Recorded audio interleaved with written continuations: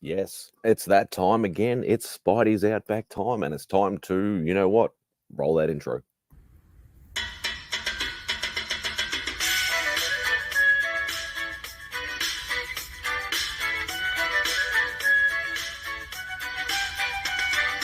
Said goodbye to Remy's place. Looking for my friends on a Saturday.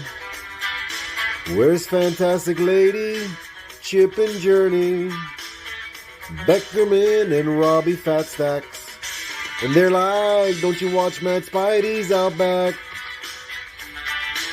Where Lemmy shows up just like that.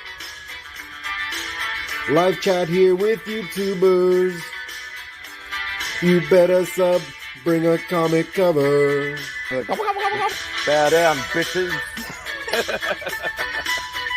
Gobble, gobble, whack, bitches. My best mate Lee Simon Sorrow. A Lee meme with some muscle. On here you better watch your language, or you won't get any of his Vegemite sandwich. Freaky Sid, I come from MadSpidey'S Outback. Talking comics and some smack. Welcome all to MadSpidey'S Outback. You better sub, bring a comic cover, yeah. Yeah, so it's a very, we'll say chilly at the moment. Sunday morning, 10 a.m. over here in the Outback in Australia. I'm looking at that comment right now from Los Gracious. We'll say hello to the chat because I am here on my own because there are a lot of live streams happening today, tonight, whatever time you've got going on. But I appreciate each and every one of you that are in the chat, who even just drop in, say a quick hello, and then maybe go to one of the other ones. I'm all good with whichever. Support everybody as much as you can. So we know who's going to be first. Los Crucius, hope you're doing well, mate. You're an absolute legend and a pillar of the community, and congrats on double win on Only Slabs this morning. So yeah, he absolutely killed it.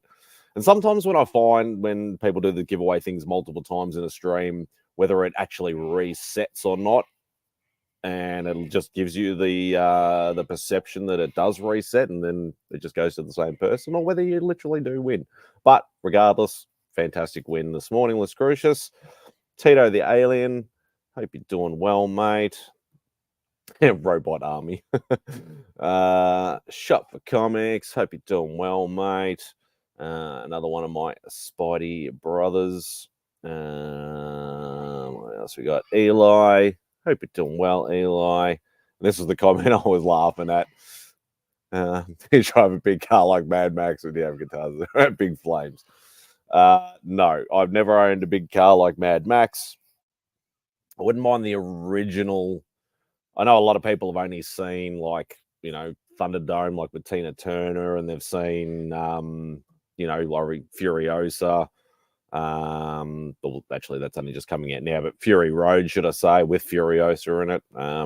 Charlize Theron. But the original one, there's the big old beastie. I think it's a Ford. I can't remember off the top of my head. But what we used to classify as an interceptor, which is like a police highway patrol car. But obviously they decked it out and stuff like that for the post-apocalyptic look. But yeah, that's a beast of a thing. I've actually seen a replica of that. There are a few replicas around that they quite often will travel to conventions and stuff with. Like they'll have that, and they'll have there's a guy actually close to here that actually has a replica of the Batman 66 car with actual number plates, Bat 66. It's actually, from around this area. They sort of bring those sort of cars and like a DeLorean and things like that occasionally. So, they're very cool to see and, jump in and things like that and have a look. Phil, hope you're doing well, mate. I'll be there at some point to provide campfire ambiance. Kenny Bird, hope you're doing well, mate. Taking care of yourself. Good to see you. And that's it for the chat. So yeah, so hopefully within due time, somebody might pop in, and that's fine. As I said, like I know Hoodat, Blake, Katie, and Popper, I think, are doing a Band of Brothers auction at the moment. So how long that goes for, and if we're still going, whether they come and jump in with me or they just go to sleep. But yeah, hopefully they're killing it over there, having fun, selling some books, making some money. I know E-Man, I think, is going to be trying a new live stream some point tonight, I think. I saw that in some of the group chats. And yeah, I think Bronze might be doing one as well. Bronze Age Nerd.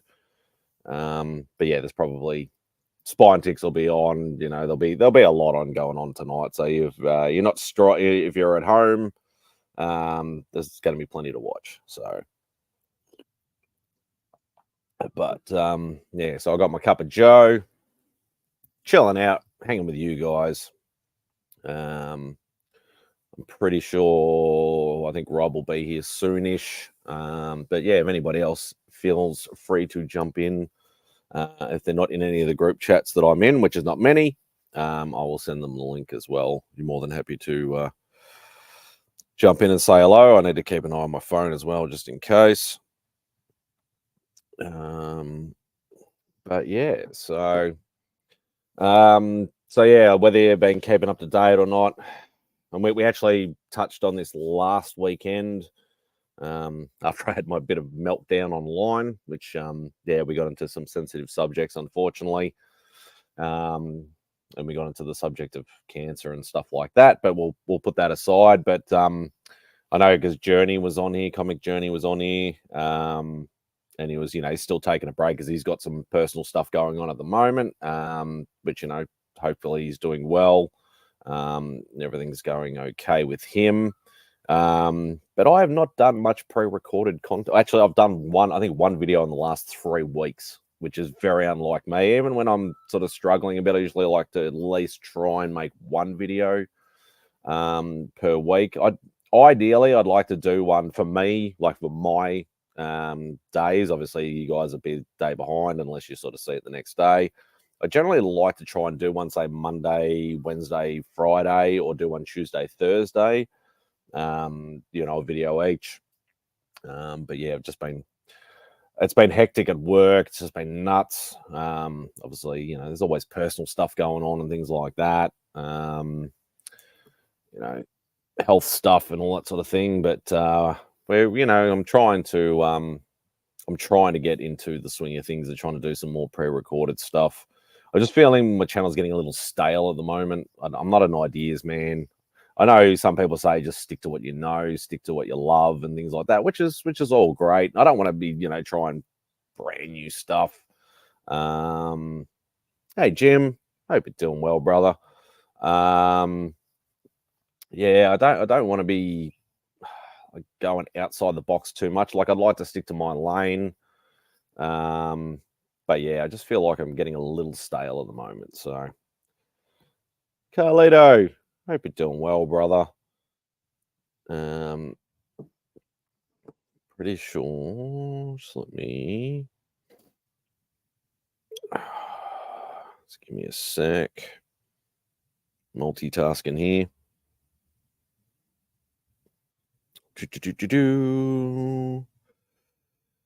Wait. Oops. I'm clicking on other stuff here that I shouldn't be clicking on.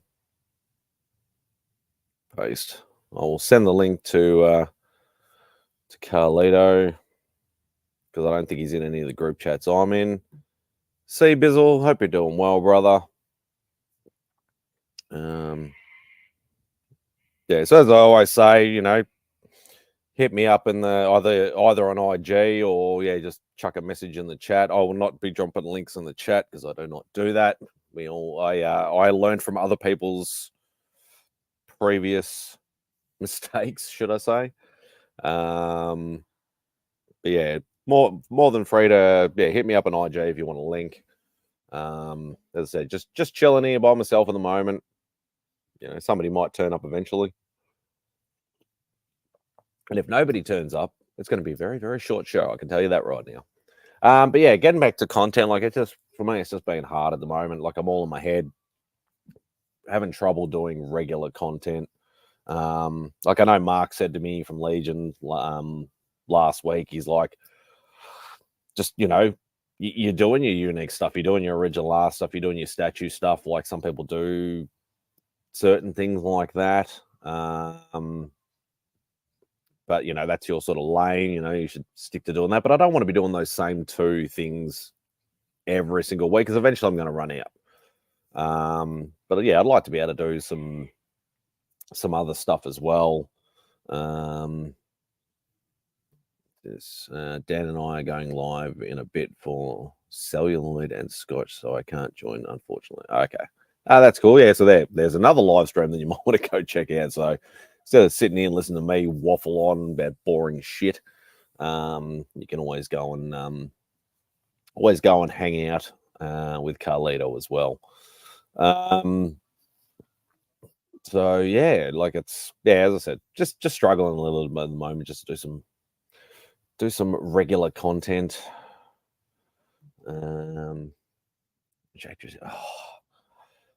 All three of them have a soft spot for me. I know it's Spidey, and it's like, I can't love all of them and things like that. To be perfectly honest, I think the nostalgia of Tobey Maguire, obviously, it's, like, because obviously, like, I saw the Nicholas Hammond, like old school dodgy TV series from back in the 70s and early 80s. He was,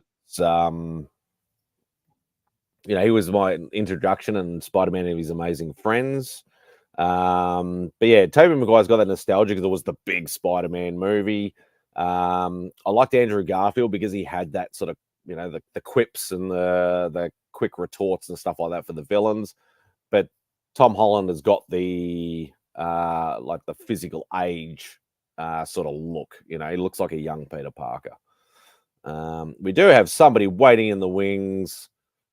He's going to keep on digging until he hits to China. No, we won't say that. I don't know why I came up with that. That's okay.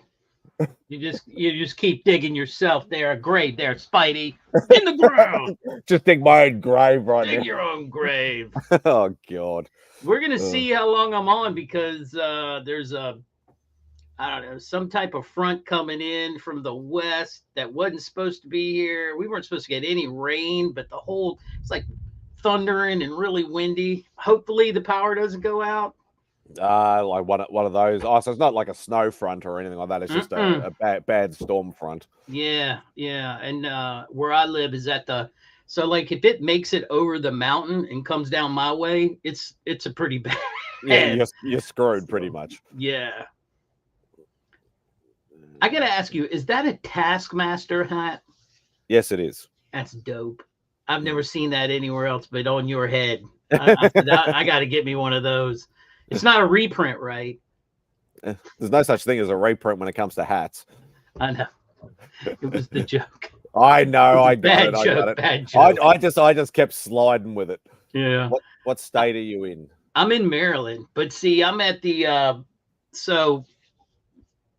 I'm at the bottom of the mountain where, Camp David, where the American presidents would go for chill out time, is in the mountain, and I'm at the bottom of the mountain. So, Yeah, so if it makes it over the peak, it's just going to go with force straight down. Right. So we're kind of in the valley part there, and it wasn't supposed to come through, but it seems to have made it over the mountains. I'm like, shoot. Because I was going to get on tonight. I was like, yeah, I think I'm going to get on stream tonight. And then I hear this boom, boom, and I look outside and the wind's picking up. And I'm like, oh, crap, we may lose power. Because my house is from the 50s. So there's no underground power. Nothing's buried underground. We got poles. It's all overhead. And it's always like somebody's tree limb that knocks out the power or some shit. And you're just like, trim your trees, people. So we do have the master of ceremonies himself, Mr. Rob Fatstacks. So I'm coming up with some weird fucking lines today. Just ignore my stupid sort of. Master of ceremonies. I got no idea. I'm one of those people. Because other sucker MCs just don't matter. Right. They hear my shotgun cock, motherfucker scatter. Yeah, scat. Oh my god. Oh my god. Master of ceremonies, Jim's digging in China. I don't know where my head's going. I'm all out of it at the moment. It's like you're in Australia or something. Yeah, exactly. Everything just wackadoo. It could be worse. You could be in Canada. Then you could have a bunch of loony. Bunch of loonies around, a bunch of toonies as well. That's right. I got to dig me some of those. I got to go up north and dig me some of those. Can you dig some of that? You know, if I get over there, I may have to take my machine with me when I go. Those are if pretty I get over new, to see though. Chris. I think loonies and stuff, they're fairly new in the grand scheme of things. So I think they used to be on like a pence pound sort of thing. I think I'm not quite sure. Oh, my entire life they've always been Canadian dollars, and they've had Canadian quarters and dimes and stuff like that. So no, I think he might have maybe like the early coins were British. I said my lifetime. That's what I'm trying to think. Yeah, probably during our time it's been that way. I know I joke about being old, but I'm only so old here. Yeah, you're not that old. You only got like 5 years on me, 5, 6 years. I'm old enough to watch Star Wars in the drive-in theater. Yeah, you're old.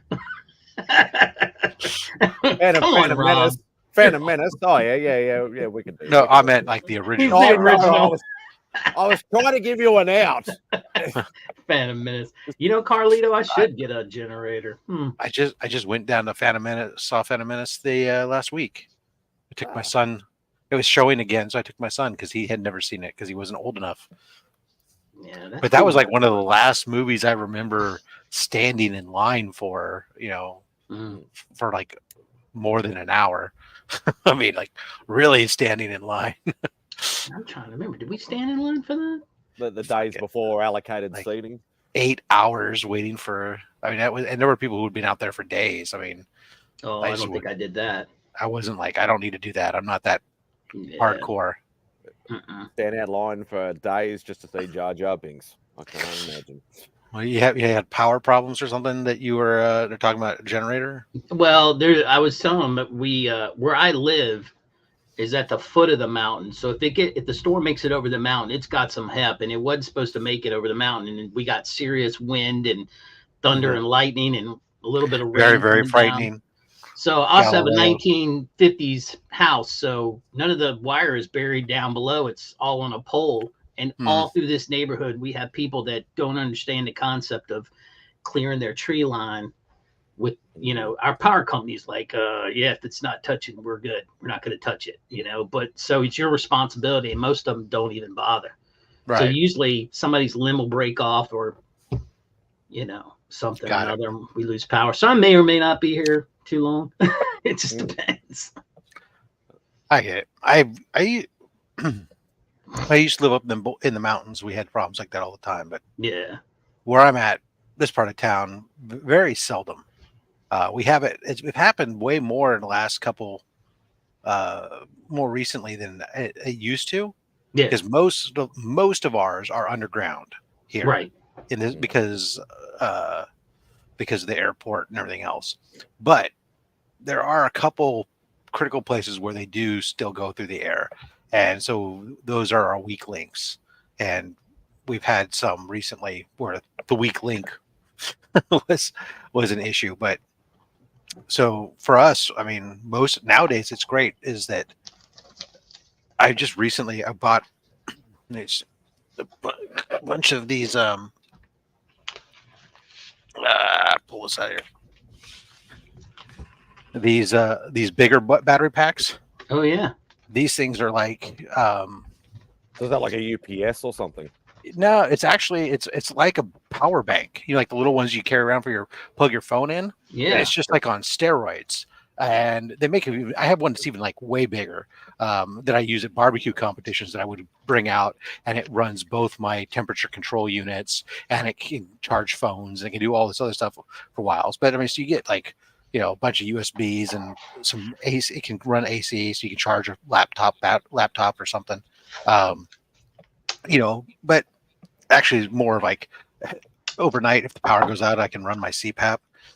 but these things are less than $100. Well, I'm gonna have to get me one of them puppies. So I've been pretty happy. It does also act as like you can use it as a uninterruptible power supply, which I kind of do on my Chromebook. I don't think I would use it so much for AC.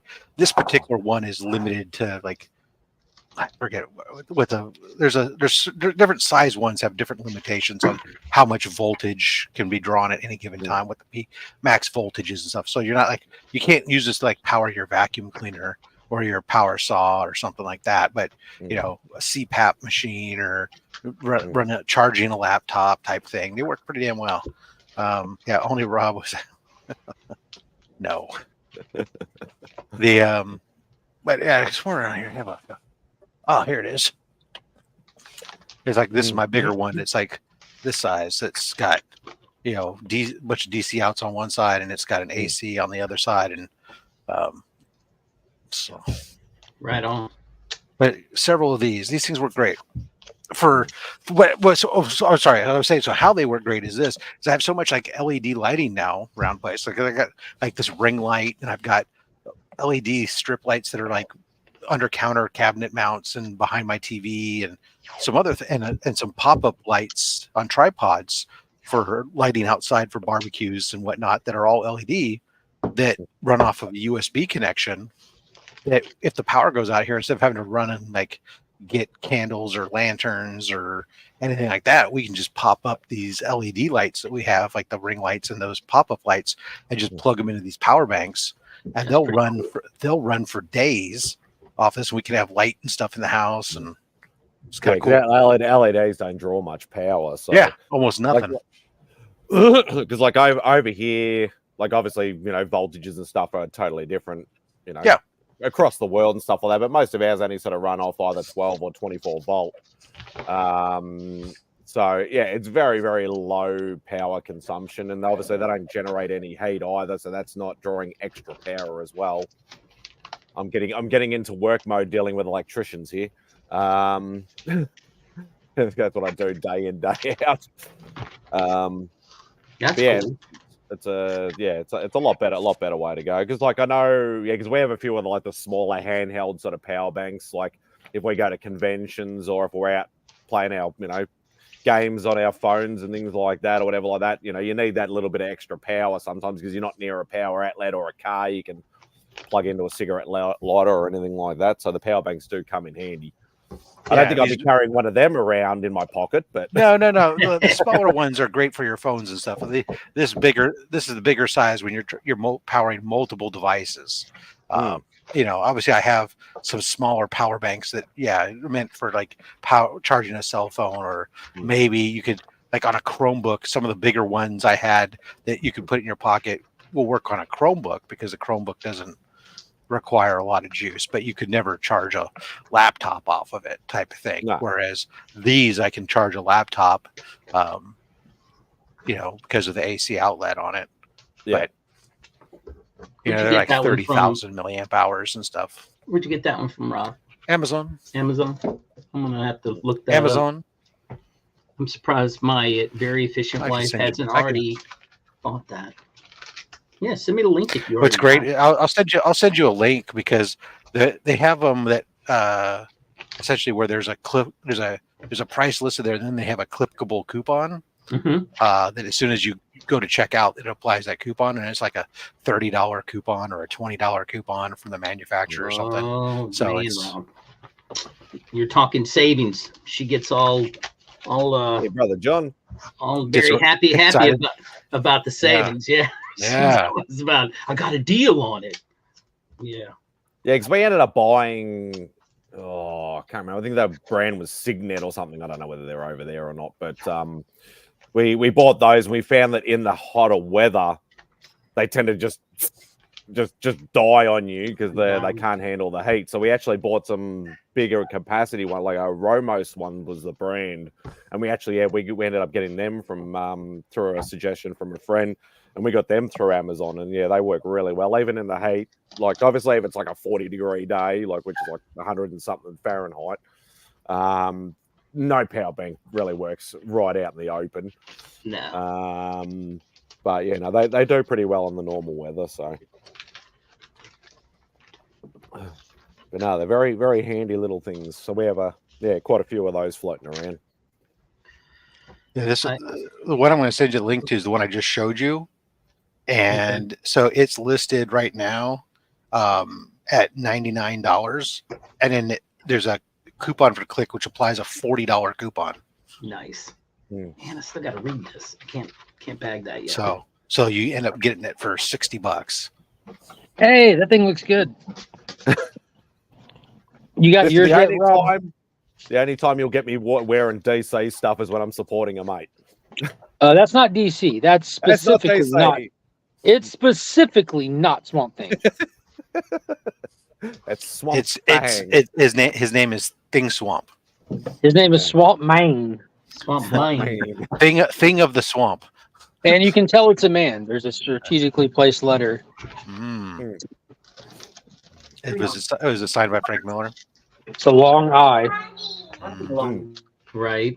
And this one actually came from the US. It did not come from. I think the last time I ordered something from Spring, it came from China or Japan or something like that. This one actually came from the US. It's weird. Well, I really appreciate you picking it up. It looks good. I really like that design. I was very happy with how it came out. I was like, I haven't had any swag in a long time, and it's getting towards winter time. I need some more hoodies. I can't keep wearing the same 3 or 4 all the time. So I thought I'm still waiting on more samples from the new logo to come in.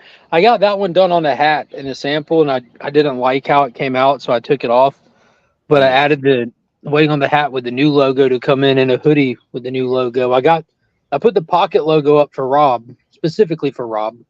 Oh, yeah, I'm not a fan. I don't think about pocket logos, but years ago at this point, Rob and I talked about it at length and stuff, and I'm like, yeah, that's actually a great idea. Now I like pocket logos. Yeah, I still prefer the big design. I got if you're stomach fat, target for you.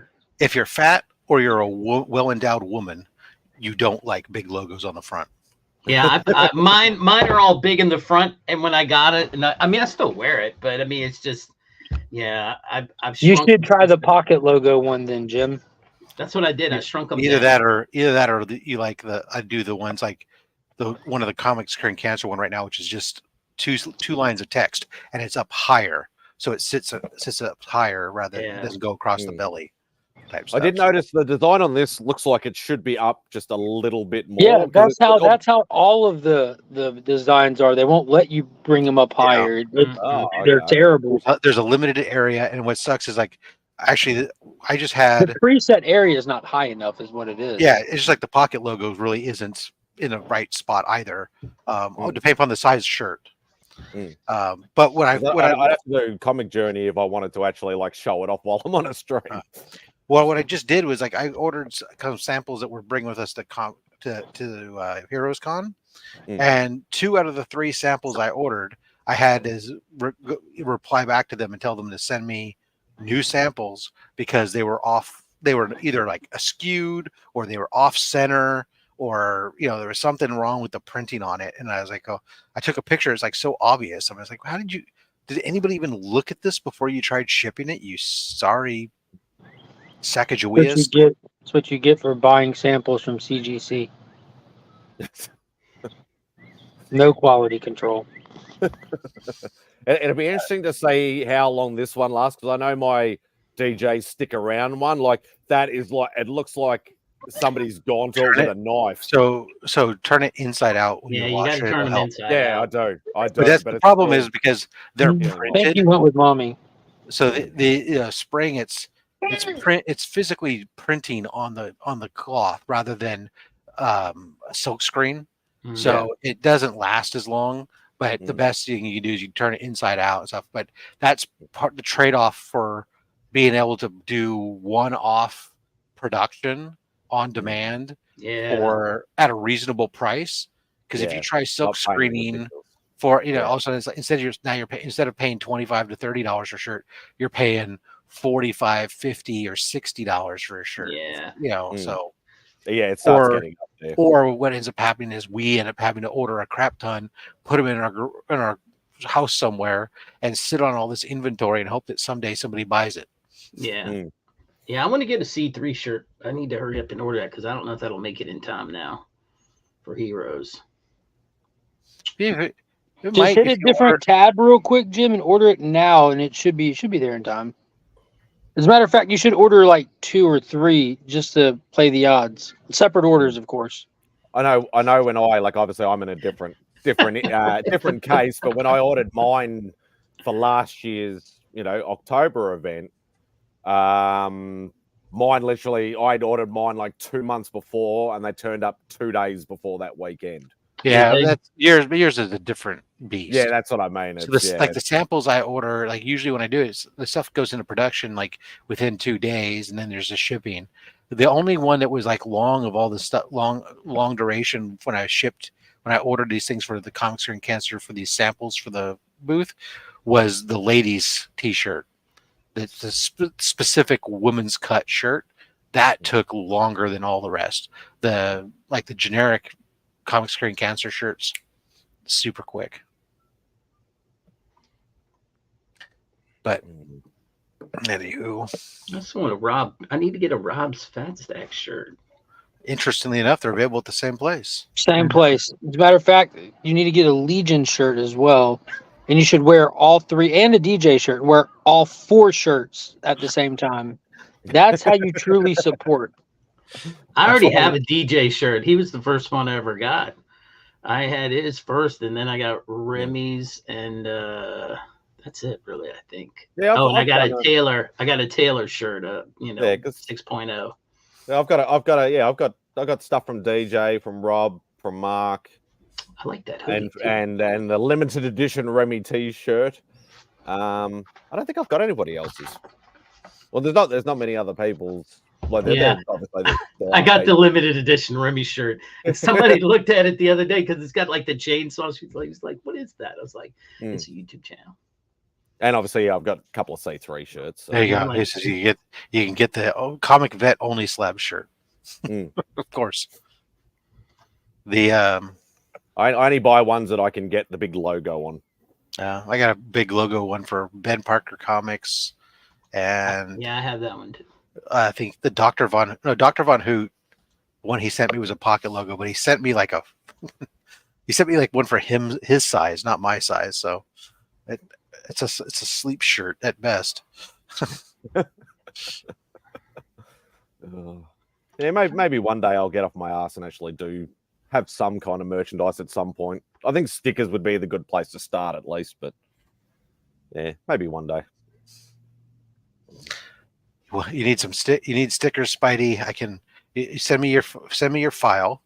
I can have a couple rolls made up and stick it in your supplies with your books when you ship over. And then I'll have like 1 million stickers that I'll start like packing parcels with. I actually need to order some more stickers soon because I have plenty of my logo stickers, but I'm running low on only slab stickers, and I got to decide whether or not I'm going to order more Comic Vet stickers to include in my only slabs thing, or whether I'm going to make Chris have to pay for his own stickers now. Oh no! See, that's not what I want. Where's the one I want? I want the. There it is. I want the Comic Screen Cancer one that it says on the back you don't have to be. I like that one. I like the thing that says you don't have to be a superhero to save lives. There's one that's it says it on the front, and that's on the front. Yeah, it's on the front, and then the back is the big logo. I don't know if I like that. I might go back to the other one then. I like the one that's just the big logo on the front. Yeah. Yeah, that's the ones. Yeah, I got the blue one, the white one of just the logo up here. Yeah, I think I'm just gonna go that route. Actually, that's a reasonable height. That shirt, like that actually came up quite like it just sits. The logo's also a squat logo. It's wide and short in height, so it doesn't. Oh, come on, Chris. There's no donating. You love it. Hey, the reason he never paid for the stickers he's got now is because I just went rogue and I did it anyways. I never even asked him. I just said, "I'm making your stickers. I'm sending them out." See, so this is a bootleg, non-confirmed Chris the Comic Vet one. Is that what you're saying? That you didn't get? He provided me the file. Oh, okay. He didn't give me authorization to make the You stickers. should have said it was bootleg, man. That would have been better. They were made without his permission. Yeah, that's what I want to hear. Had Get some illegal Chris the Comic Vet stuff if I do that. He was fine. He never expressed any dislike for them after the fact. So it's driving around New York time looking for rats.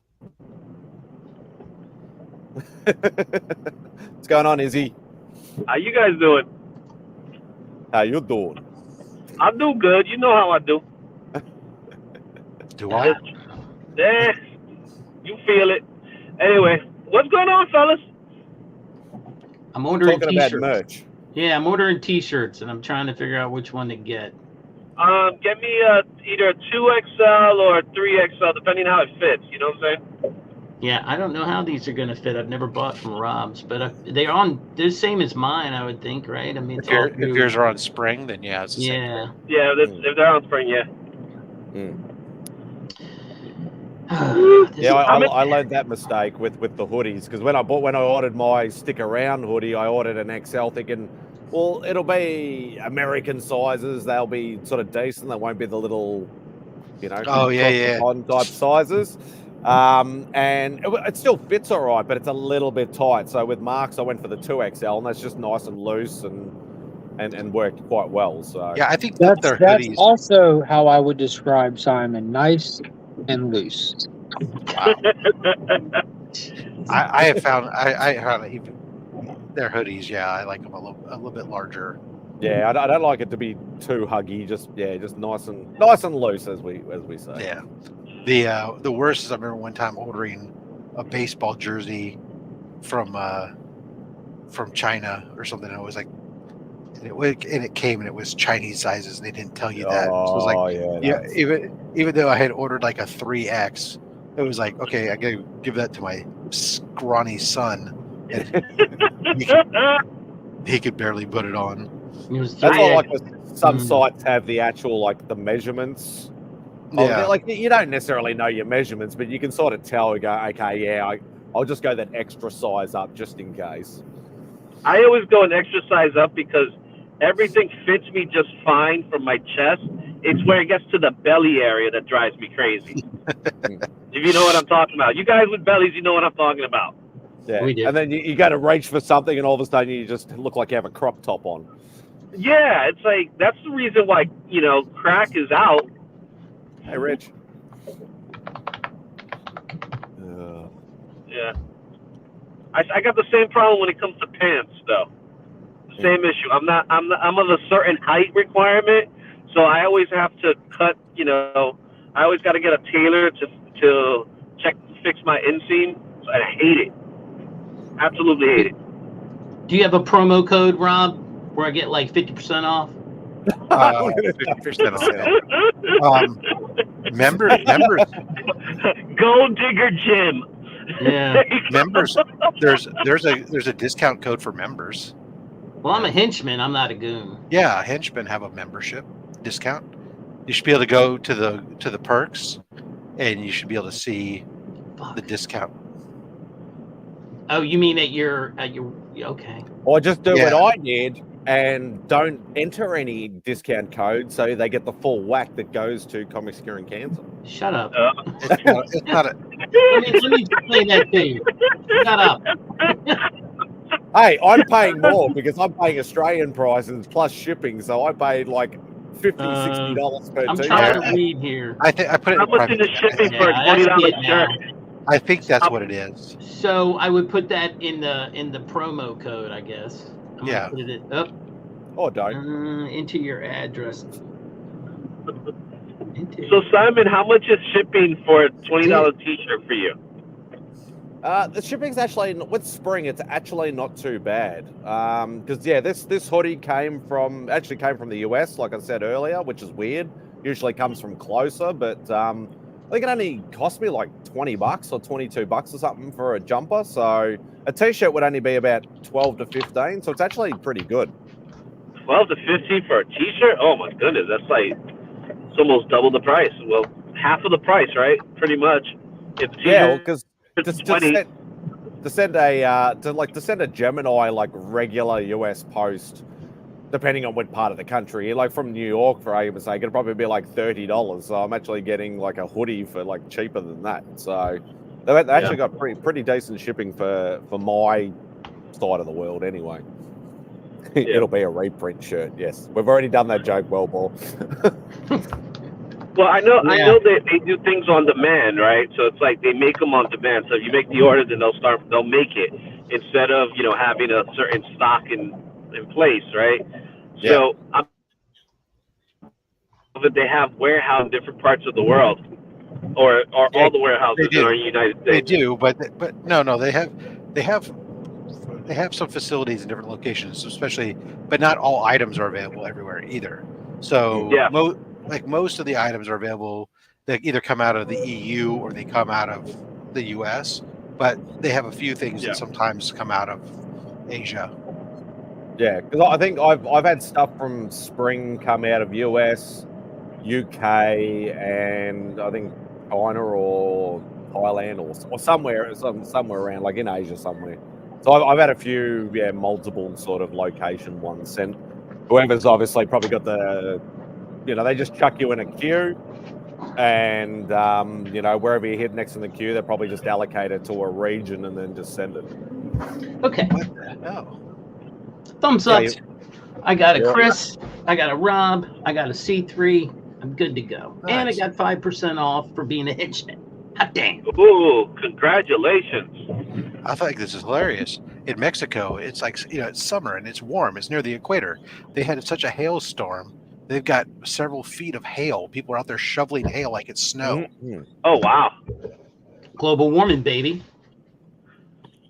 Last year, I was in a convention. It was an outdoor convention, and it was hailing before the convention started. So maybe a half hour before the convention would start, it actually was a hailstorm. And they were the hail was they weren't the size of like golf balls or anything like that, more like cherries. But it was pretty crazy. Yeah, well, it'd be a reprint shirt. That's right. I got Chris's in green. I like that green. The olive drab. Yeah, I like that.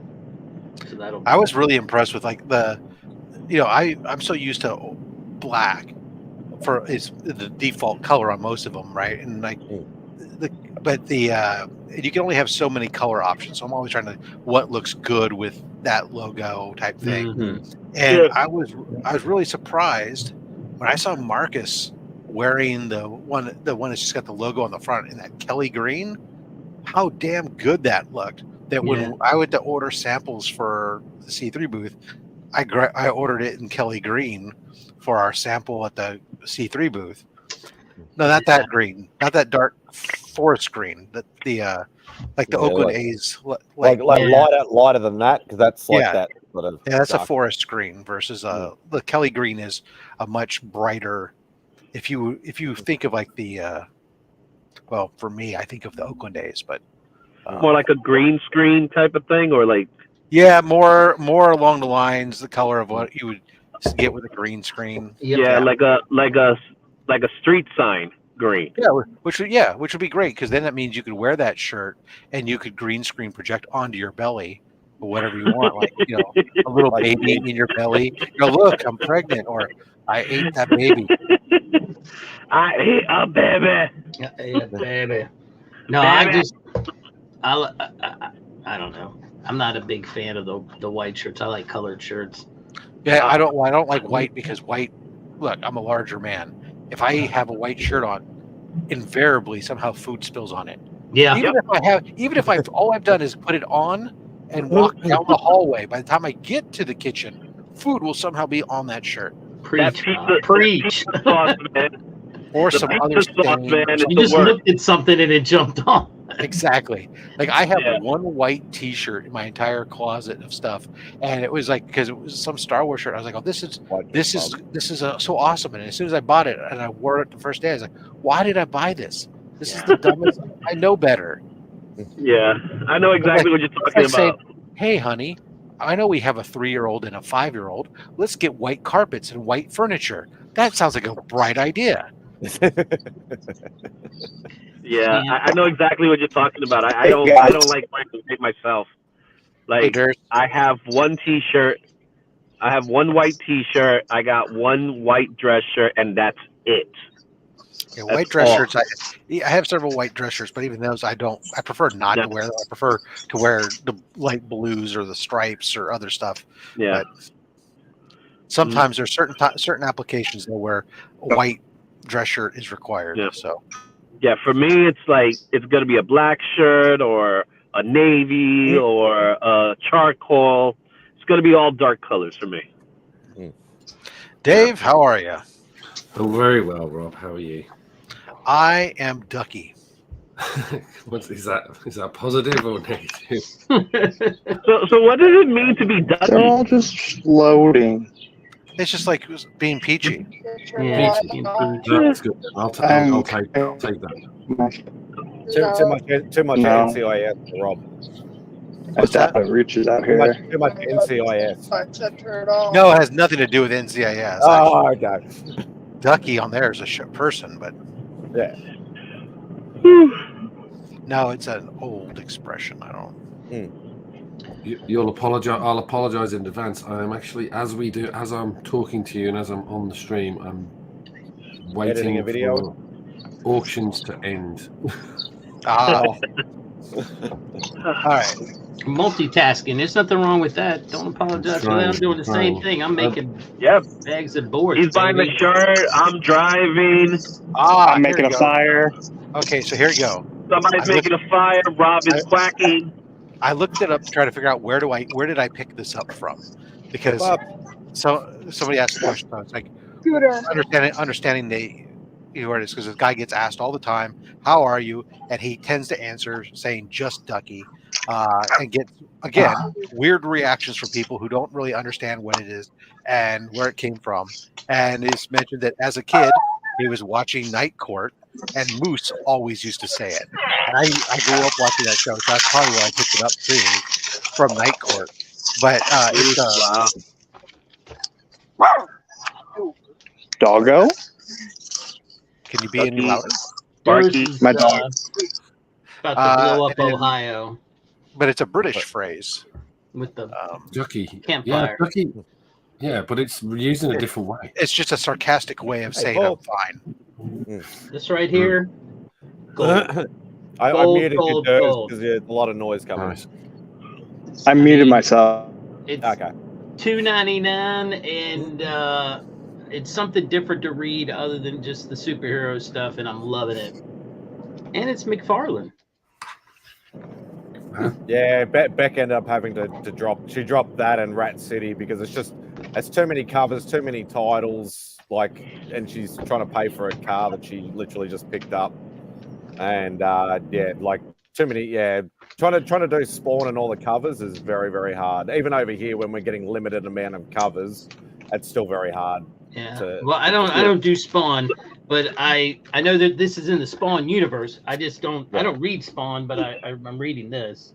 I'm hoping that I don't. Spawn have 2099 style. Yeah, that's Rat City. Yeah. That's exactly what I said. I didn't pick that up. 2099. Batman Beyond. It's their version of the future. But did you hear the news that Todd McFarlane he has confirmed that he will eventually do a Spawn Spider-Man? Really? Yeah, he doesn't have. There's no date, but he said it will happen one day. I didn't hear that. Let me see it. Send it to me. Yeah. He had an interview with Comic Book Report. Send it to me. He said he's doing the Marvel stuff. He's going to be doing the toy line. So that's his gateway in, but he confirmed he will eventually do it. It's just it's not on paper. That's all. Toilet. As long as he gets a movie to me before I die, that's all I care about. Well, he has a writer. I'm gonna mute my mic. I saw the figures posted in some of the group chats, and I'm like, I'm definitely gonna have to pick up that Spidey. The Spidey looks good, but I don't like the way the Captain looks. No, the Captain does not look good. Not like the pictures that you guys sent in the chat. That Spidey looks great, but the Captain. I'm completely reversed on that. I love that Captain America one. It looks like it's right off the pages. I mean, really? I'm actually aiming to get that one. It looks fantastic. It's just not my favorite. It's not my favorite. I already have Spidey statue like that though. I got a McFarlane statue of Spidey. I don't. The McFarlane one looks super generic. The Captain America one looked to me a lot more unique because it's like a lighter blue. You can see like the inker lines on it and stuff. It literally looked like they got the assignment right for that one. The 300 doesn't look bad at all, but it's generic and it's been done before. It's the closest to what it looks like on a page, but I'm not feeling it, to be honest. I get it if you like it. I'm just worried about what the price. I'm worried about what the price is going to be over here. Yeah. I hope it's really expensive. When they at? Lot of dollary dues. I imagine these things are going to be like $60 pieces here in the States. So that means when you get a statue, a base in the back, these things aren't, they're not like high-end statues. They're affordable collectibles. He makes some nice collectibles, like how Diamond Selects has the diorama brand or whatever. Little PVC ones that are real nice. But this is kind of like his version of that. Probably just on a smaller scale, I'd say, because they did some of those with the old, like the big blister pack Marvel Legends figures before they went to all the black box stuff. You used to be able to make sort of small dioramas out of those. What about like the icon figures? I can't remember. I remember. Remember the Legend icon line? They were like 10 inches or something like that, 10-inch scale. They were bigger. Yeah, big blister packs. I don't know what a blister pack is. 10 inches and you got blisters. The plastic packs. For the bubble, well, not bubble, but I don't know. It's hard to explain. We call them blister packs. Yeah. So he said he was doing those. He also mentioned other artists that he's going to try to emulate for that line as well. He mentioned Jim Lee and Rob Liefeld as well. So you're going to see some of those in the future as well when he was talking about it. That's pretty cool, though. Oh, guys, watch Durs burn himself. Make sure you get that recording. Durs, watch the fire. Do not touch the flame. Don't Darby Allin yourself. Yeah. Bro, I'm a pyro, so I'm good. Let me see Taylor. Hello, Taylor. They wanted to say hi. They said happy birthday. They're singing happy birthday. She can't hear you, but she said thanks. We're house sitting. Oh, and you have to go outside to poop. I understand. You still there, Mark? Yeah. Yeah, just like those ones. That's a big old blister pack. Yeah, that's right. Yeah. Pigeon racing is what they do. Pigeon racing? Yeah. He tracks pigeons and stuff like that. They're all inside this shed right now. But they fly like wild and then they all stay here. And he tracks them, and like the carrier ones like that go across the United States. So they've all got bands on them, I'm sure. I mean, I have actually found bird bands metal detecting because they put these little metal like bands around their little feet, leg. So, and I think that's what I have. I think, are they tracked? Are the pigeons? Yeah, they have trackers in them. Yeah, I'm sure they do. It's if they're doing science. So, hey, Spidey, this is totally off the topic, but that doesn't matter. Throw it out there. Do you you got Netflix, right? Yeah. But we have a cut down version of what you guys have over here. All right. Well, if you get a chance, look up, see if you have a movie called Bloodhounds. Oh, you're talking about the Korean movie? No, it's a series. I've already seen it. I watched it about a month ago. It was Korean awesome. it's a TV. I mean, it's a TV show. It wasn't a movie. Yeah, eight 1-hour episodes. I've watched it twice already, and I might watch it again. Awesome. That was phenomenal. That was full on. I mean, those guys at the end, they are just jacked. I mean, like you just look at them and you can see that they had to have gone through like weight training and shit. You know, when I was just like, oh my god. You call it weight training? I call it steroids. No, I wouldn't like. I call it CGI. They weren't neither. They were fit. But yeah, I thought it was an awesome show. It was a great show. Yeah. I know you'd appreciate it. I've been because I saw that when it first came out, and I'm like, that looks interesting. I want to watch that. And then I got distracted. Something else came out, and then I watched that, and then something else. I eventually went back to it about a month and a half ago, and then binged it all weekend. Yeah. Yeah, absolutely loved it. Yeah, that was full on. Discovery Channel. Netflix thinks I'm Korean now because I watch all those shows. Yeah. That's what's happening now. Is that back in the old school days, it used to be Hong Kong cinema, and then it went to Japan. Now it's all Korean stuff now. Yeah. Yeah. Well, I'm it's like the YouTube algorithm. You watch one video with Ronnie Dangerfield. Now they're putting all these Ronnie Dangerfield videos. Yeah. Yeah. No, you're right. It will. It's creepy.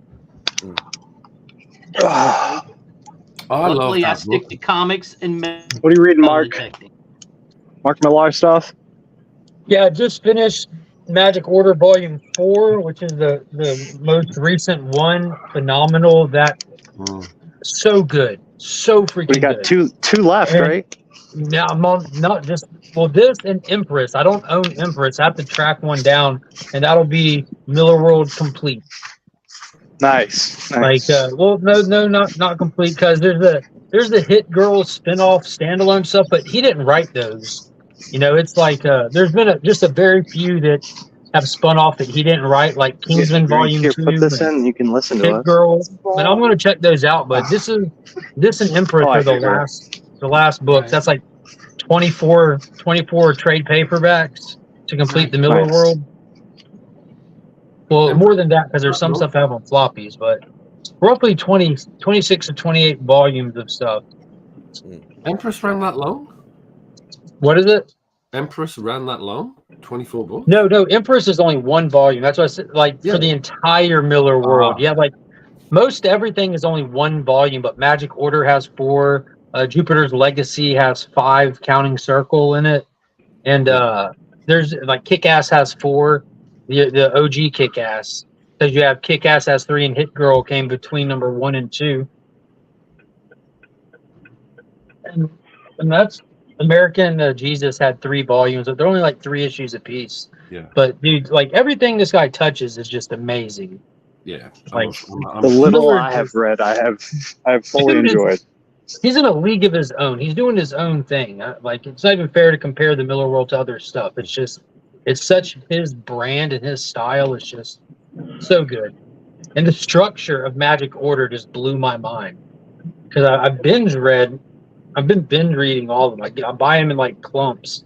And then I don't intend to binge read them, but you just can't stop. Which is good. Well, if you enjoy it, that's the main thing. I decided I want to be the dire wolf person. I think she's badass. Well, tuck your wiener in and get to work. Badass. Don't say the word wiener. If they give me a helmet, that's the helmet I want. Screw the pigeon and the birds and everything. I still want to be the warden of the flamingos. Well, aren't you already? Yeah, that's natural. What was that Miller World Buck Rogers not rip-off, but inspired one? Inspired Dizzy, by where are you going? By Buck Rogers. Oh, that would be Starlight. So it's the Adventures of Duke McQueen. It's like if you take Buck Rogers and Adam Strange and mesh them together, and then just add like kind of like a John Wayne Machismo because he's in his old age when we start the story. So damn good, so good. Yeah, I like that one. Yeah. Dude, you know they when they reinvented Nemesis with Nemesis Reloaded, it sparked my interest. Like, you know, everyone's familiar with the Kick-Ass stuff, the Kingsman stuff, the stuff that there's properties about, very successful properties.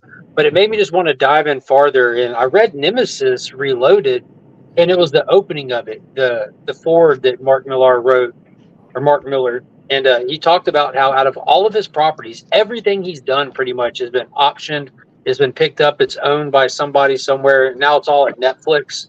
But he said out of all of it, Nemesis is the most profitable one because over the years, because it was an early one, it's been picked up. No one did anything with it, so it got sold and picked up again. It just keeps making him money. And he thought about it. If I did Nemesis today, like 15 years later, kind of thing, what would I do differently? Screw it. I'll just do that. This is like rebranding, starting Nemesis over from scratch. And I loved how it opened. It just was a little narrator bubble that said, you might have heard of me, but it was all a lie. This is how it really went. And then by the end of that book, I was just completely engulfed and saw the team for Wanted. And Wanted for me is where it all really started with that movie, you know. And so I, Jupiter, what was it? Big Game issue number 1 released the week I went on vacation last year. I go to St. Simon Island every July. And while me and Sector 2815 were bouncing around some shops on vacation, I picked up my Frank Quitely variant for number 1 that I wanted of the Utopian from Jupiter's Legacy. And I decided I want to read it all. And I picked up a couple of trades, read them on vacation, and I've been working on it since then. I'd read a couple of the Jupiter Legacy volumes, but when I got home, I got the complete thing with Jupiter Circle and all that and read it in like not release order, but it's kind of like watching the prequels before the original Star Wars movies. That's kind of how it I only read this volume 2 of Nemesis. I still have I haven't even touched Nemesis 1, but Nemesis was amazing. Big Game was amazing. Volume 2 of Nemesis is volume 1. It's 2 separate series altogether. Yeah, right? so the original, the original is okay. I haven't read the original, is what I mean. But it's good. But the newest one was phenomenal. Yeah, so all of this stuff, it's sequels and continues, but Nemesis is the one exception to that. Like Nemesis by itself is a standalone, not in continuity with going the into and that like set up for Nemesis Big Game and everything. Like I said, he did a remake of his own book. Yeah, I'll be back, guys. I highly suggest reading the original one. Though some of the craziest I need to crap read you'll it. ever see in comics happens. Like I said, I read Huck, and Huck was phenomenal, dude. From start to finish, dude. It was amazing. So it's like, okay. That book had so much heart. It doesn't even make sense. Yeah, dude. And I loved it. Yeah, it was awesome. Yeah, but Big Game was fantastic. And by the time I got to Big Game, I'd read a huge chunk of stuff. Like obviously Huck I'd read numerous times. Chrononauts I was able to get into. And so I figure out the more you read, the better off you are for Big Game. So I definitely want to get everything finished before Nemesis Rogues Gallery drops. But that's in August. Yeah, I bet, if I can get everything finished.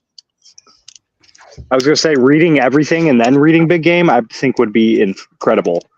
All right, I'm going to reread. I've got it all as it came out, but I also bought the trade. I'm going to reread it as soon as I'm done with Empress, because Empress was such a huge part of Big Game. You know, that's what. Yeah, and that was the one character I was really unfamiliar about. Yeah, Wesley got that army from them.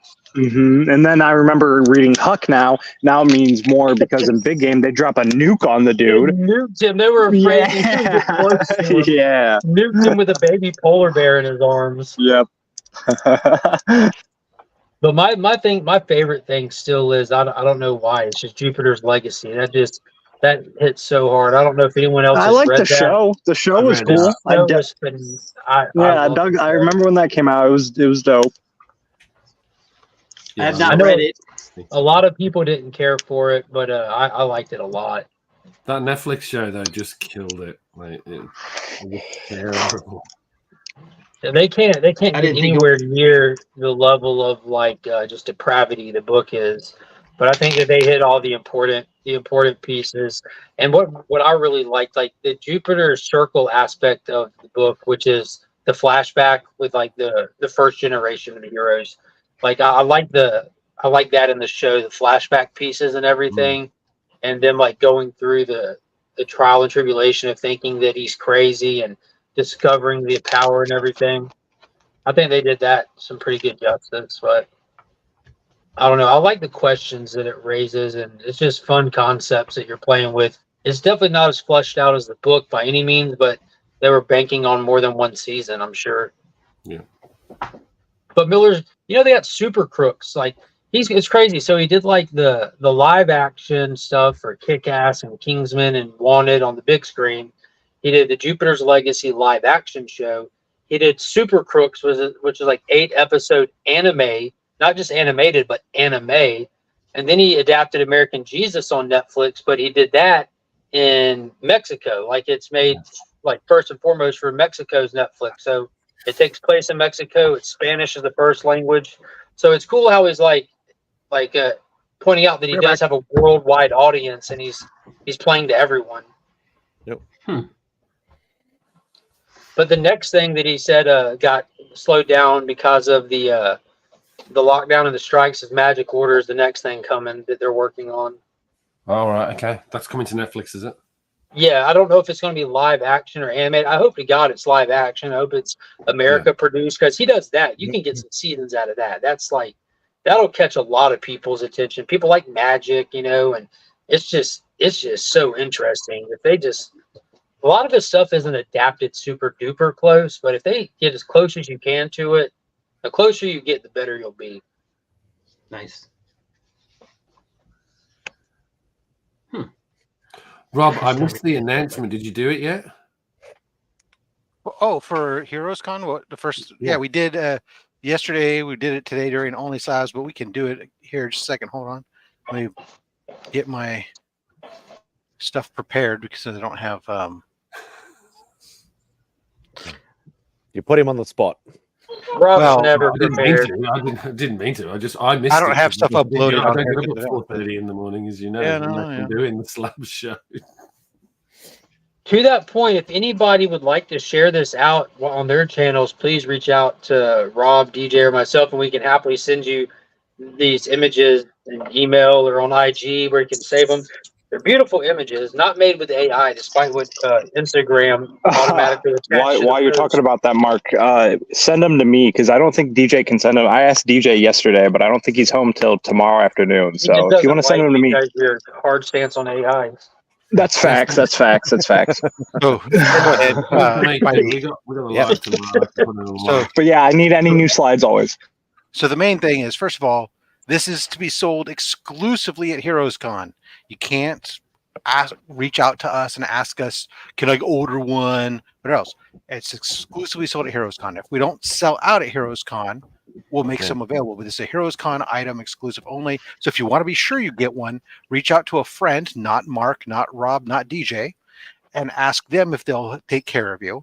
We have too many things to take care of. It's not that you're not our friends. So we just got too many other things that we're trying to handle and track and try to deal with that. So that's the first piece of that. Okay, stop scare that. Now share. You can reach out to me. I'll hook you up. And it's not as if there won't be one or two other YouTubers that you might be friends with to pick you one up either. Okay, Spidey. Well, so this is, we announced our community art book. We have art from 20 different artists, including the Austin LeMay cover that you guys have seen before, Izzy's or Ignacio's centerfold, some other great art, all themed, all meant to do superhero or comic book related aspect stuff that help foster the conversation and stuff and bring awareness to the cause against cancer and such. So a bunch of artists participate, get us this art book. We publish it ourselves. So there's going to be a limited run of 200 production pieces available for us to sell. They're $20 a piece. And the last slide here, let me not stop cam, present, share screen, window, this one now, share. Okay. And so I said, is that showing up now for you, Spidey? No, it's not. Share screen. Browser can't access your screen. Try capturing a different share screen window. That one. Share.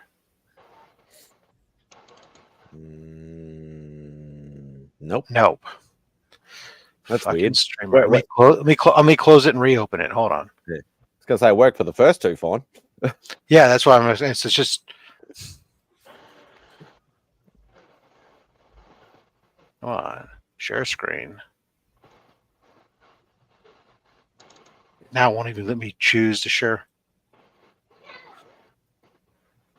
Can you stick it in? Will it work sticking it in the private chat and then I can do it, or Stick it in there. Oh wait, Man, this has been the weekend of the slides. Do you have paid StreamYard? yes? Okay.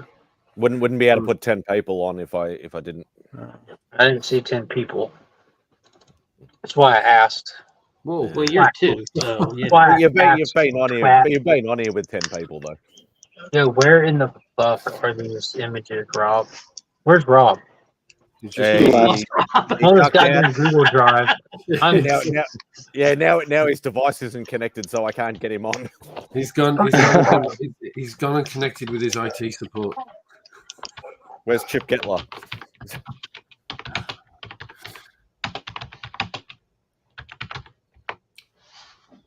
Yeah. So what are you bidding on, Dave? Is it a secret? It's a whole bunch. It's actually really funny. There's a whole bunch of 2000 ADs. Oh my gosh, me too. No, it's crazy. I don't. And he's based in Sydney. Oh, okay. And So all you're just near going to me, drive all over there near and me. get them? I'm like, how is that even possible? It's not Michael, is it, from the comic book forums that I deal with a lot? I don't know what his eBay thing is though. Inky Little Monkey. Oh no, I got no idea. All right, hold on. It's going. I mean, it's pricey, but it's worth it because they're all near mint, like proper near mint. But I've got them all, which is good. Yeah, I've got like probably a. Rob's cracked the shits. He's had enough. I can't do it. All right, here we go. I can see something popping up. There we go. So, Bang. 20 different artists that participated in this first volume that we're doing. Be a second volume based on the success of this one down the road. If we'll reach out to people who've expressed interest and whatnot in being a part of a next version when we're ready to do that. But first and foremost, we want to thank each one of these artists who helped create art for this art book, and then on top of that, donated their art to C3, and will have the original art pages, the 11x17 art pages, will be available for during the C3 auction in October. Right. Okay. Nice. So this is Rob, like are those images in the folder, man? No, probably not. Yeah, I don't see them in the folder. DJ had sent them via the. Yeah, Instagram. I see them in the other places, but the folder is just the highest res. I was going to send them to the old Jersey boy. It's fine for now. I'll get them. Man, there's one image I am very excited to see and anticipating from that list. You can tell us we're not going to show you. Which one are you excited for? Dan, that's my guy. I got a special heart for him. I did my first sketch cover. I have a new logo coming from him, so holds a special place. Same thing with Austin. Same thing with everybody, man. What's his ID name? Art in Motion. Dan, Art in Motion. Yeah.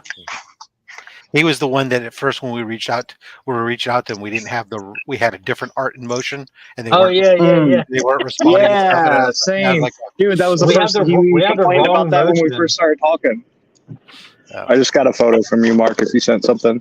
It's just one, because it was unsupported on the laptop, so I had just forwarded the unsupported and see what it came in as. So you got one of the three. It's not the one you want. Cool. I still got I'll the get the other booth ones one. to you.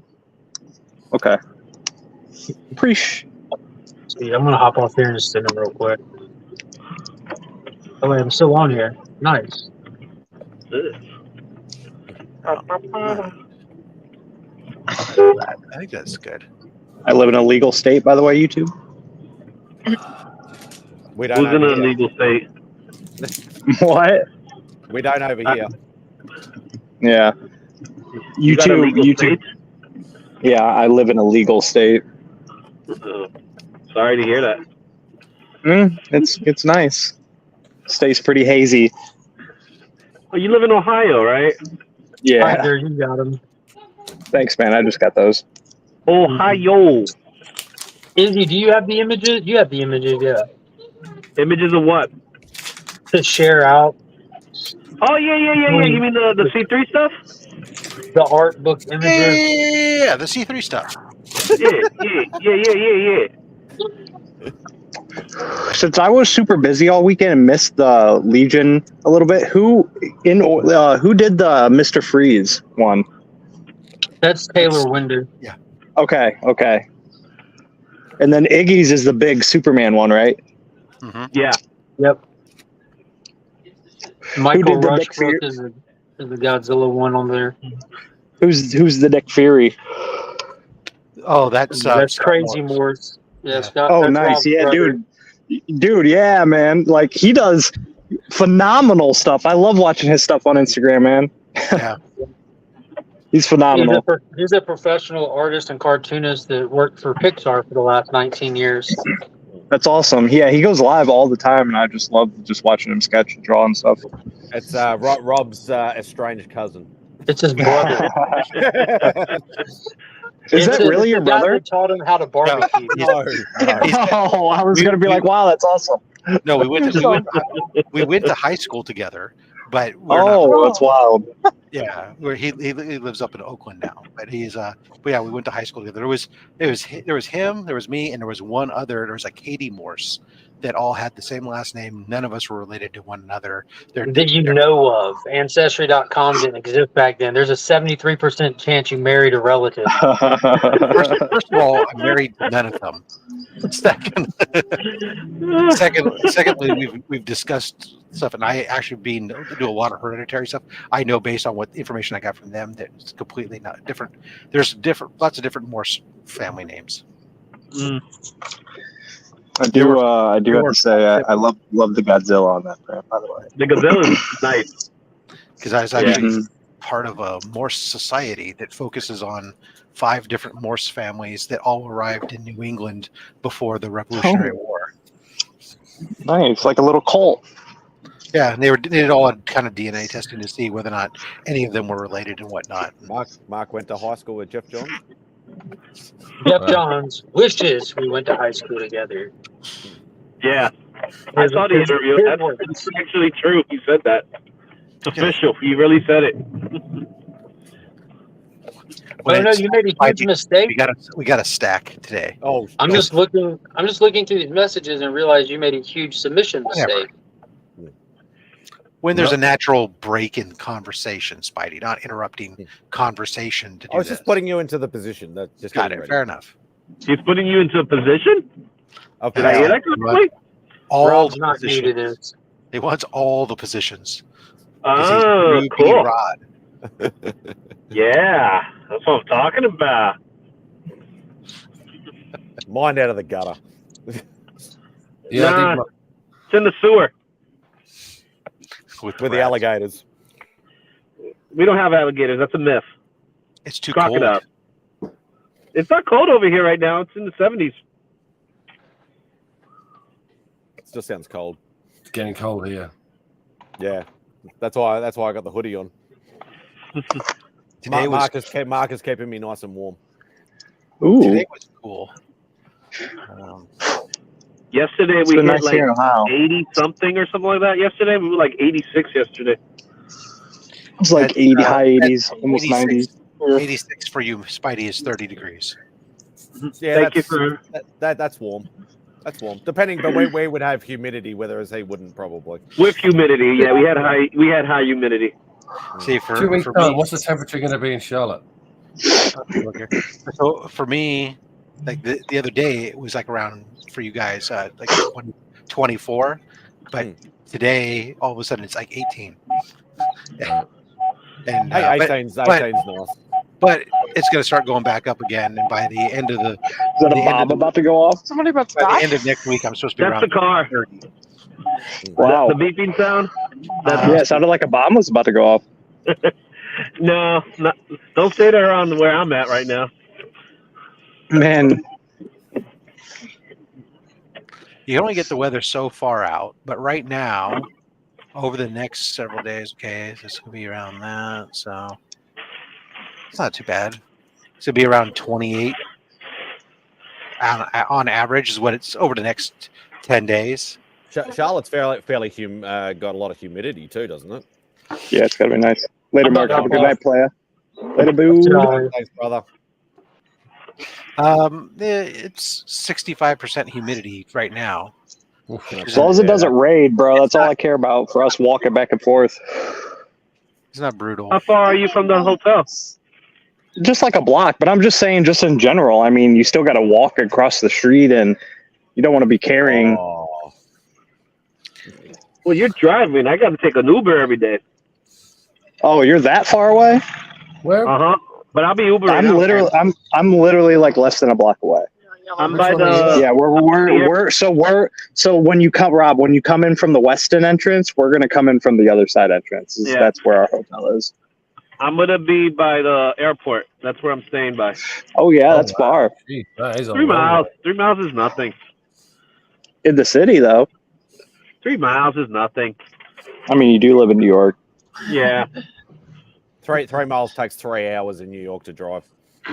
Did you guys? How do you feel about there being animated voice guests at Heroes Con now? That's normal for me. I know, but I'm just saying for Heroes Con in general. Has that been a thing in the past? No, I know they had cosplayers, but what they might have done, Durs, is they might have taken that section, that section that when you come in and you go over there to the left, they had like the green, the mystery machine, and they had the ghost. Yeah. That place took up a lot of space. Yeah. What they might have decided to do is put some booths up over there. Condensed it.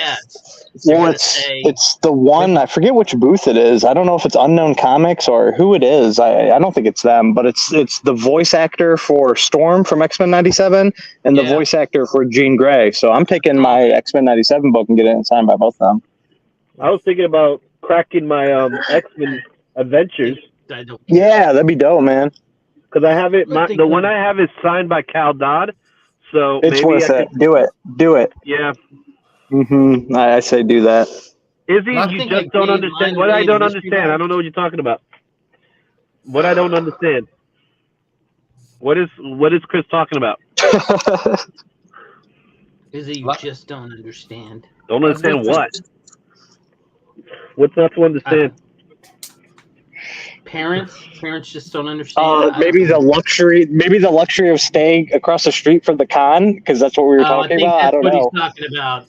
Yeah. Being closer to the con, you have, I'm not paying over $185 a night.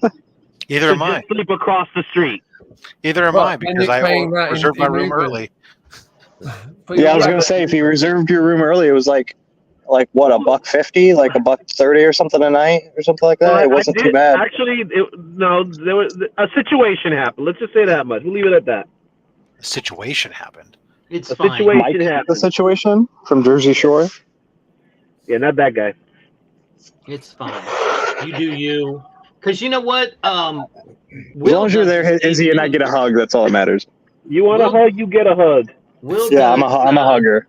You're a hugger. All right. On someone's sofa. Yeah, Will does Airbnb.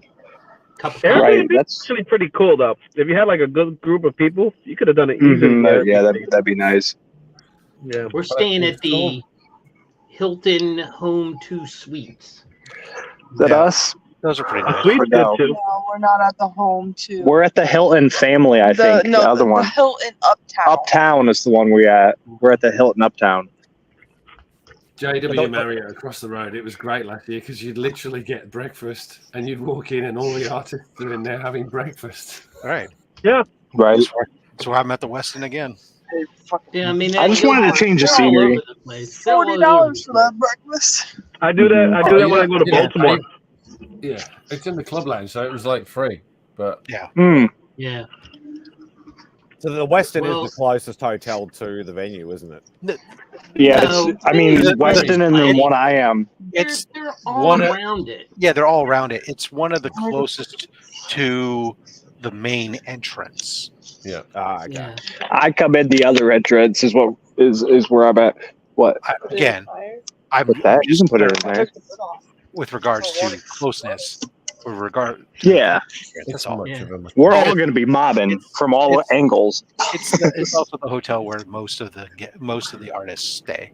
Yeah. So Yeah. I have heard that before. Yeah. I do remember last year the queuing. But on They the- didn't have a pool though. who cares? Bunch of I'm not there- groupies. I'm not there. I know. to swim. No, dude. It was, honestly, it was the food, dude. Like I paid hundreds of dollars a day just in food because I wasn't comped or anything. And I'm the type of person that when I stay at a hotel, I just want a very simple, light, free breakfast, cereal and milk, something like that. I'm cool with. I don't need a whole buffet and charging me $60 if I want to eat. That's You where want I'm a at. continental breakfast. Yeah, and because I'm not a big eater, man. And then like that's what it was. And for me, when I go on vacation, I like to change the scenery. I like to stay in different hotels. I'm What weird. were we going to say, Dave? I was going to say, anyone after any big books from the show? You know not to ask me that. What was that? Bringing big books to the show or buying? No, hey, well, actually, let's do that. Who's bringing any books to the show? And then I'm bringing an entire short box. I mean, I'm not. When you say big books, my big books aren't in the same caliber as your big books because your big books are like up here and mine are down here. I'm Facts. just bringing some books to get signed. I am doing a little more digging. I'm curious about that CGC on the spot signature verification encapsulation. I kind of want to try that. Are they doing I'm passing on it, Jim.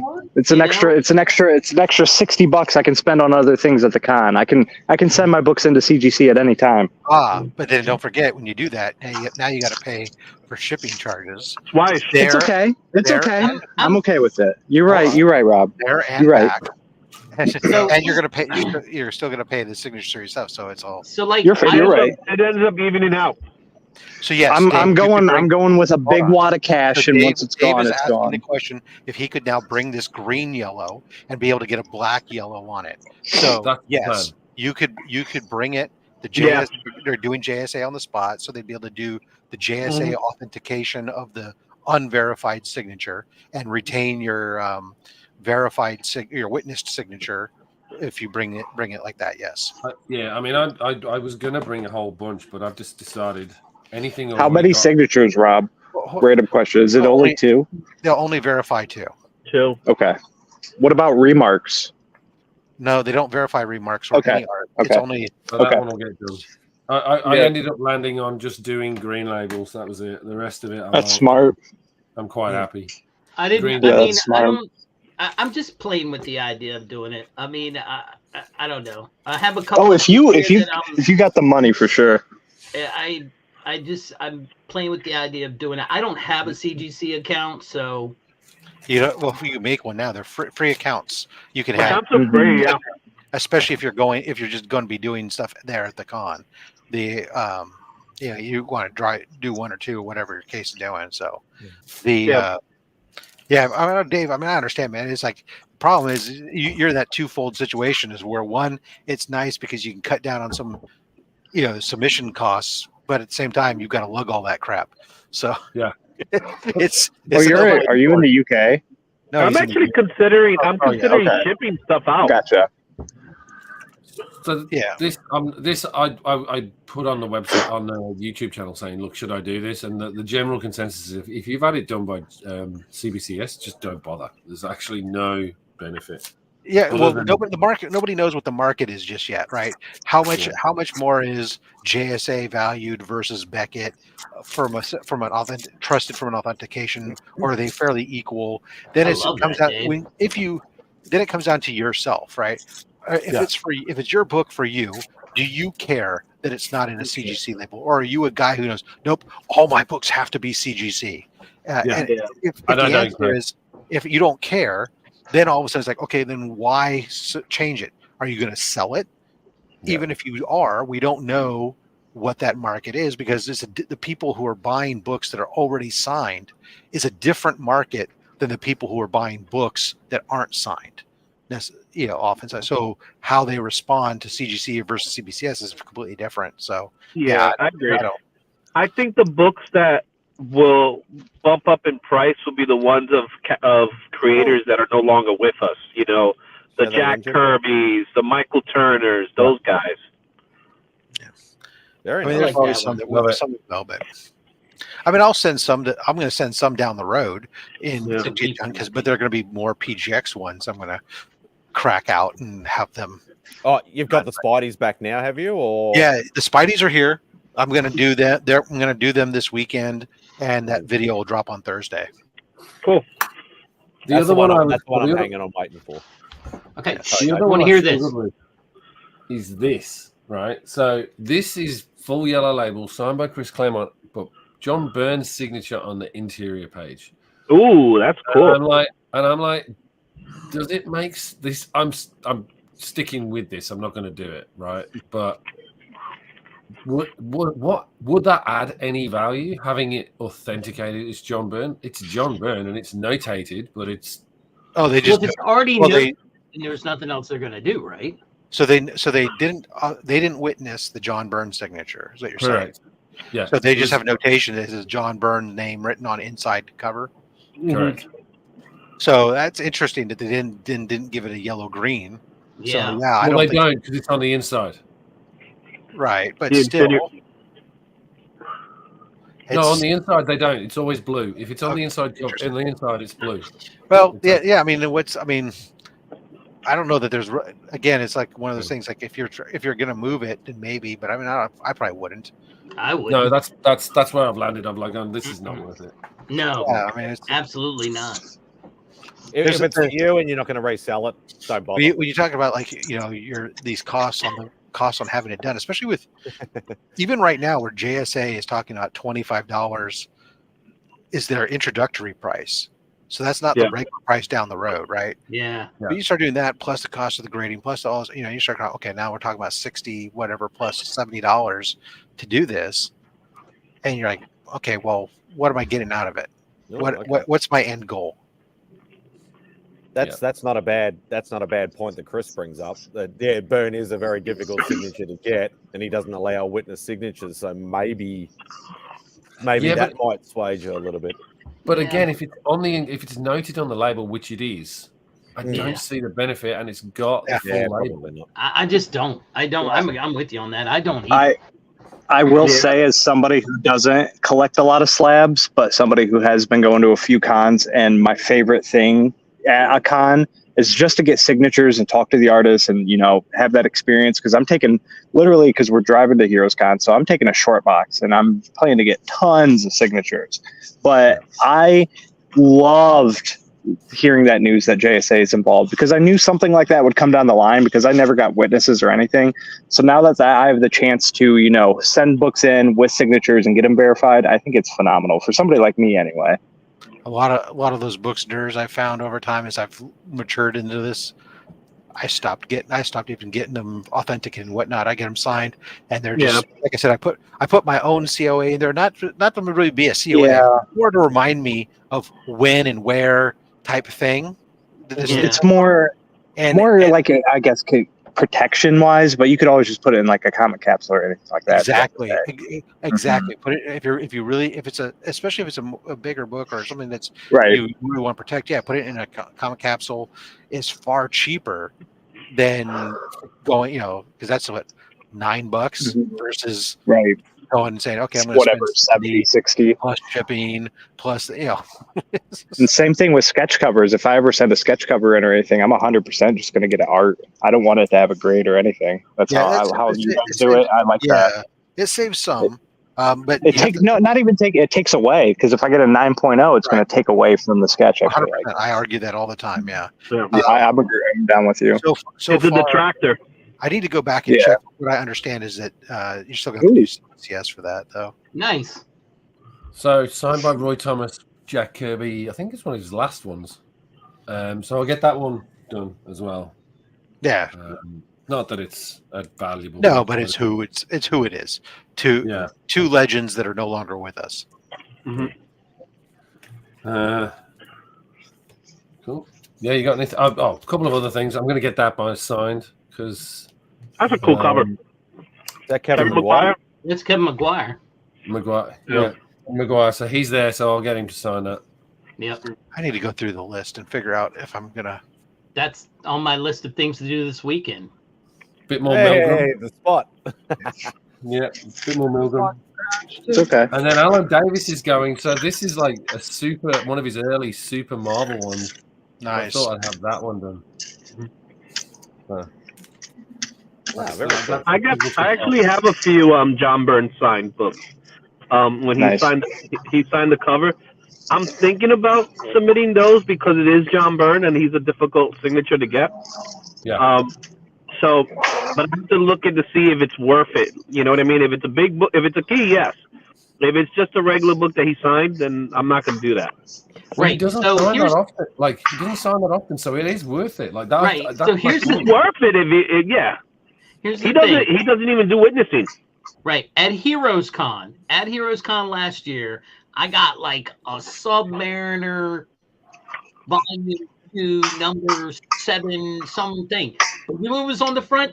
John Byrne. And I'm like, and I think I paid like $10 for it. Just because it had John Byrne on it. Now, I have some obscure stuff that is from his Push it underneath. after X-Men off-brand thing that What, he his did next himself. man? Yeah, I don't even know if it's Next Men. I have to look, but it's signed by him and this other guy, and I'm like, they're so. I mean, I paid like $2 a piece for these, and they were in somebody's bin, and I'm like, that doesn't seem worth it to me because it's just such a. It would be like the only one on the census. I swear to God, if I did it, it would be as a gag.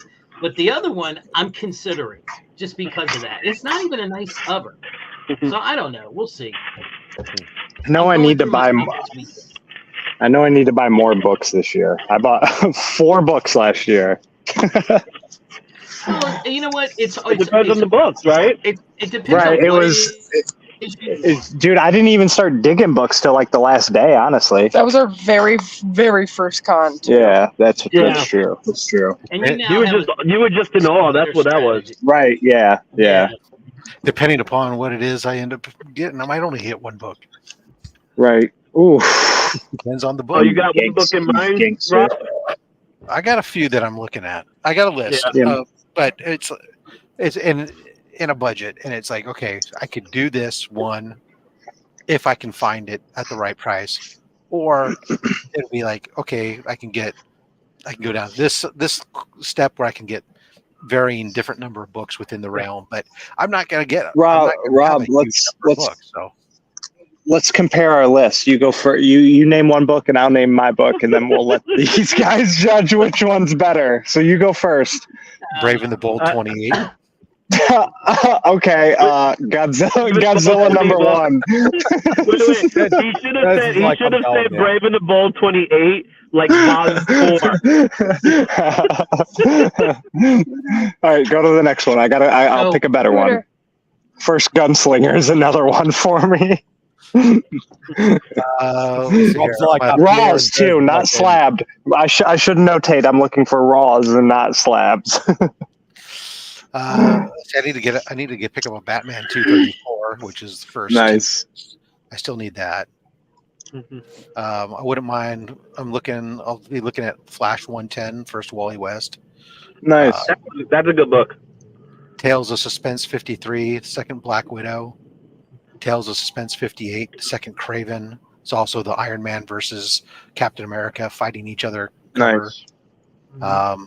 Silver Surfer 4, Hawkman 4, Marvel Premiere 1. Marvel Premiere 1, Izzy? Yes. I have one of them. I have that copy. I had 2 copies of that. Beckerman ended up getting the one that I gave out. Astonishing Tales 25, first Deathlock. I have that book. Amazing Spider-Man 101. Best Morbius. Yeah, I only have a second print right now, so Oh, you got the silvery. Yeah, so maybe Brave and Bold 25, first Suicide Squad, Batman 121. So it's only a small book list, yeah. Well, these are like It's only a small list. it's To be like honest, all I'm it's saying- not a- so look, this is not a list of like I'm going to get all these books. Right, I- right.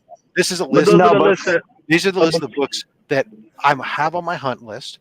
I Yeah. have figured out. I have calculated out. Okay, where is that nexus of price and like for example, I look at this and I go like, okay, Hawkman 4, I can get a 5.0 for under $500.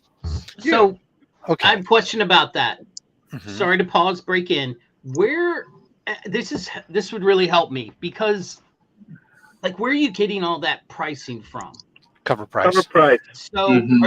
are you I mean, like, so you pay for Okay. cover price? Yes, I do. It's part of my Okay. because I pay for it because it then integrates in with my CLZ application. It brings up. And that's what I'm asking. Is it worth getting? It depends. Look. So here's the thing with cover price. It's nowhere near as good as Go Collect was, which was the previous. When it comes to Go Collect, is much better at looking at if a book. If I say I want to know, let's say a Silver Surfer 4 5.0. Piece of smoke. If there hasn't been a recent sale there, cover price just keeps the last sale no matter how old it is. It Yeah. doesn't matter. It doesn't look at what was around it. Whereas Go Collect, they have. Oh, wait. Hold on. Mute your camera. Oh, not it's not me. muted. She must have unmuted it. So Go Collect, their algorithm was set up where they would look at surrounding sales. So if I was looking at a 5.0, there was nothing recent, they would look at also 5.5s, 6.0s, 6.5s, 4.5s, Sure. 4s. And then from that, they were able to map a curve Yeah. based on Mhm. other surrounding books. And so they would give you a predicted value, a current day value prediction based on the other books around it. Much more helpful. In the case of with cover price, you need to do that yourself in your own head. And that's something you have to kind of learn a little bit over time. And you can't just look at whatever the last prices they're putting there. You need to go, oftentimes you'll need to dig into the sales history. So even Sorry if about that. because you got to remember if a book sells, let's say there's a 5.0 Silver Surfer 4 that sells, and it sells for only $200 instead of, and it shows $200. You think, oh, great, I can go up to $200. But when you look at the history and you see that recently in the last 3 months, there's 12 sales and they're all around 500. That 200 is an anomaly, and you can't go off of that anomaly. You have to go back to the other stuff. So you have to dig deeper when you're doing this. But it helped for me.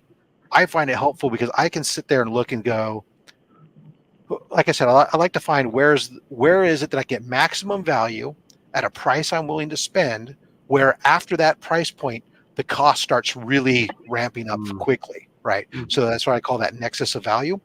And then I'll mark that down here. So like when I look at it and I go, okay, Silver Surfer number 4, a 5.0 will run me $500 to $550 at a good price. If I can get it for that price, that's a good price. Okay. And it's a fair market price.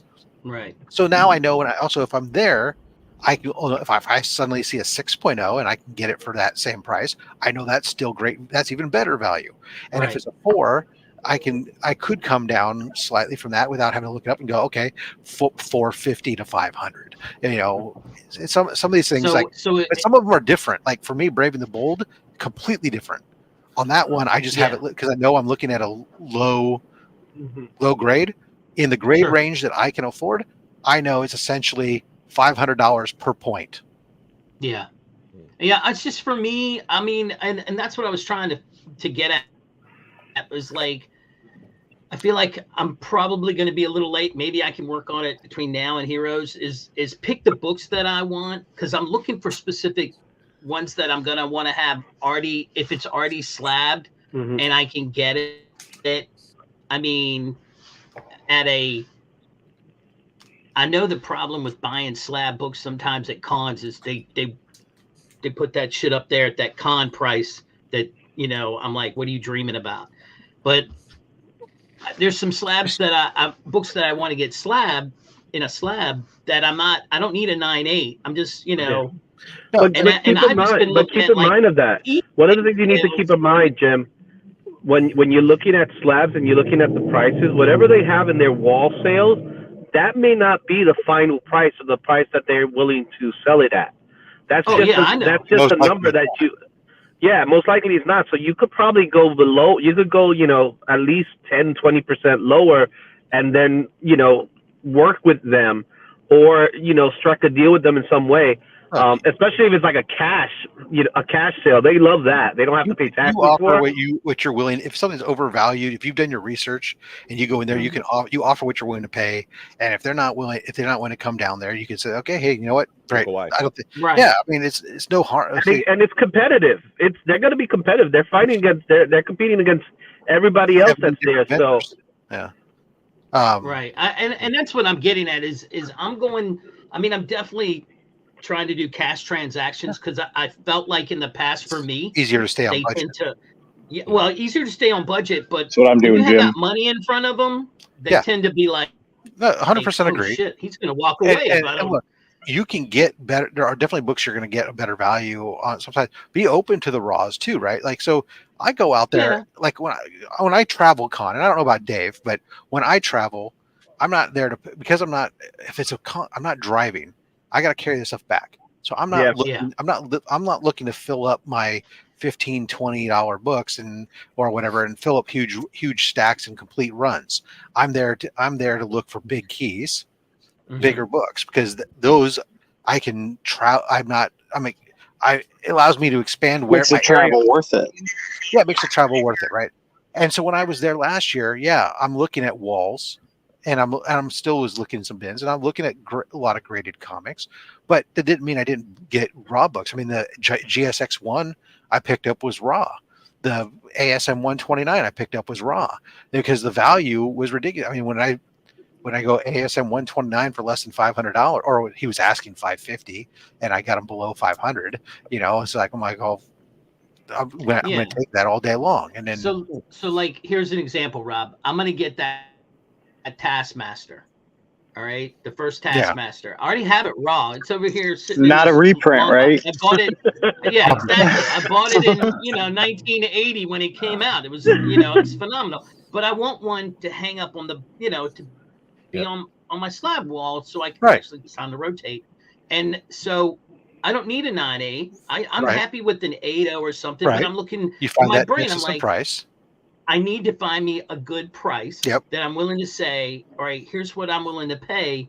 What you have up there is, let's find a middle. Let's do something. So yeah. Sometimes you're going to have a mix of stuff because some books you won't find as easily raw. Some books you will. All these other things. But this one's a hard one to find raw, right? And it was on. This is at WonderCon. And to your point, Rob, right? The price was $375. Cash 300. Yeah. And thank you, Dave. That's good example. Yeah. Well, what did I say? I picked short box live. Right. I picked up the ASM 3 and the slabbed in the 3.0 and the Ghost Rider #1 raw. Right. And it's roughly somewhere between a 6 to a 7. Or 6.5 to a 7.5 roughly. Sure. So with that, with the asking price on them combined was, I think it was like 27, and I paid 24 for the set, and I didn't even pay cash. Oh, really? Yeah, I didn't have that much cash on me at that point in the show. Well, and don't get me wrong, I'm not going for a lot of slabs. There's some specific books that I'm going to look at, and I think that's what I'm going to do. Is I'm just going to do a little research before the con, put it out on a piece of paper so I can take it with me. I mean, and just say, here's my number. If you Jim, you got a cell phone, right? Yeah, you have a cell phone, correct? No, I'm saying I have all my stuff in my notes on my cell phone, like keys I need, prices I need. It's all on my notes on my phone, so I can just pull it up at any time. Yeah. Jim. The other thing you could consider, we talk about cash being king, but one of the things that a lot of the dealers are starting to do is they're starting to utilize PayPal and Venmo. But if you give them a PayPal, and because they're right there, right, you could do a PayPal and you could do friends and family. I wouldn't do friends and family if I don't have the book in front of me. You know what I mean? Some but of them won't friends and family some of is them like won't do that easy because they have business accounts and it screws up their business account. It'd be good. But there are a few that would. However, Zelle, most the good dealers all know Zelle now, and that's just bank peer banking, and it's not meant to be a payment transaction. It's meant to be just a transfer from bank to bank, but allows you to transfer money directly. There's no fees, and it's on them to report it as taxes. There's the same way. What? Isn't Venmo the same way? No, Venmo's like PayPal, but it's owned by PayPal, but it's just. Oh, okay. Fun fact: vendors have been getting ripped off doing that lately. I've been hearing. What doesn't Venmo charge too? No, they'll pay with PayPal. Then somebody will leave with the book, and then they'll call their bank and dispute the transaction, and then it will be fraud. And then they'll have the book and get the money back. Ways, and especially with friends and family, there's ways for you to get money back. So that whereas Zelle, there's no swap. Yeah, it's done. So I'm gonna go, guys. But you guys have a beautiful night. Take it easy. See you. Much love. Later, Jim.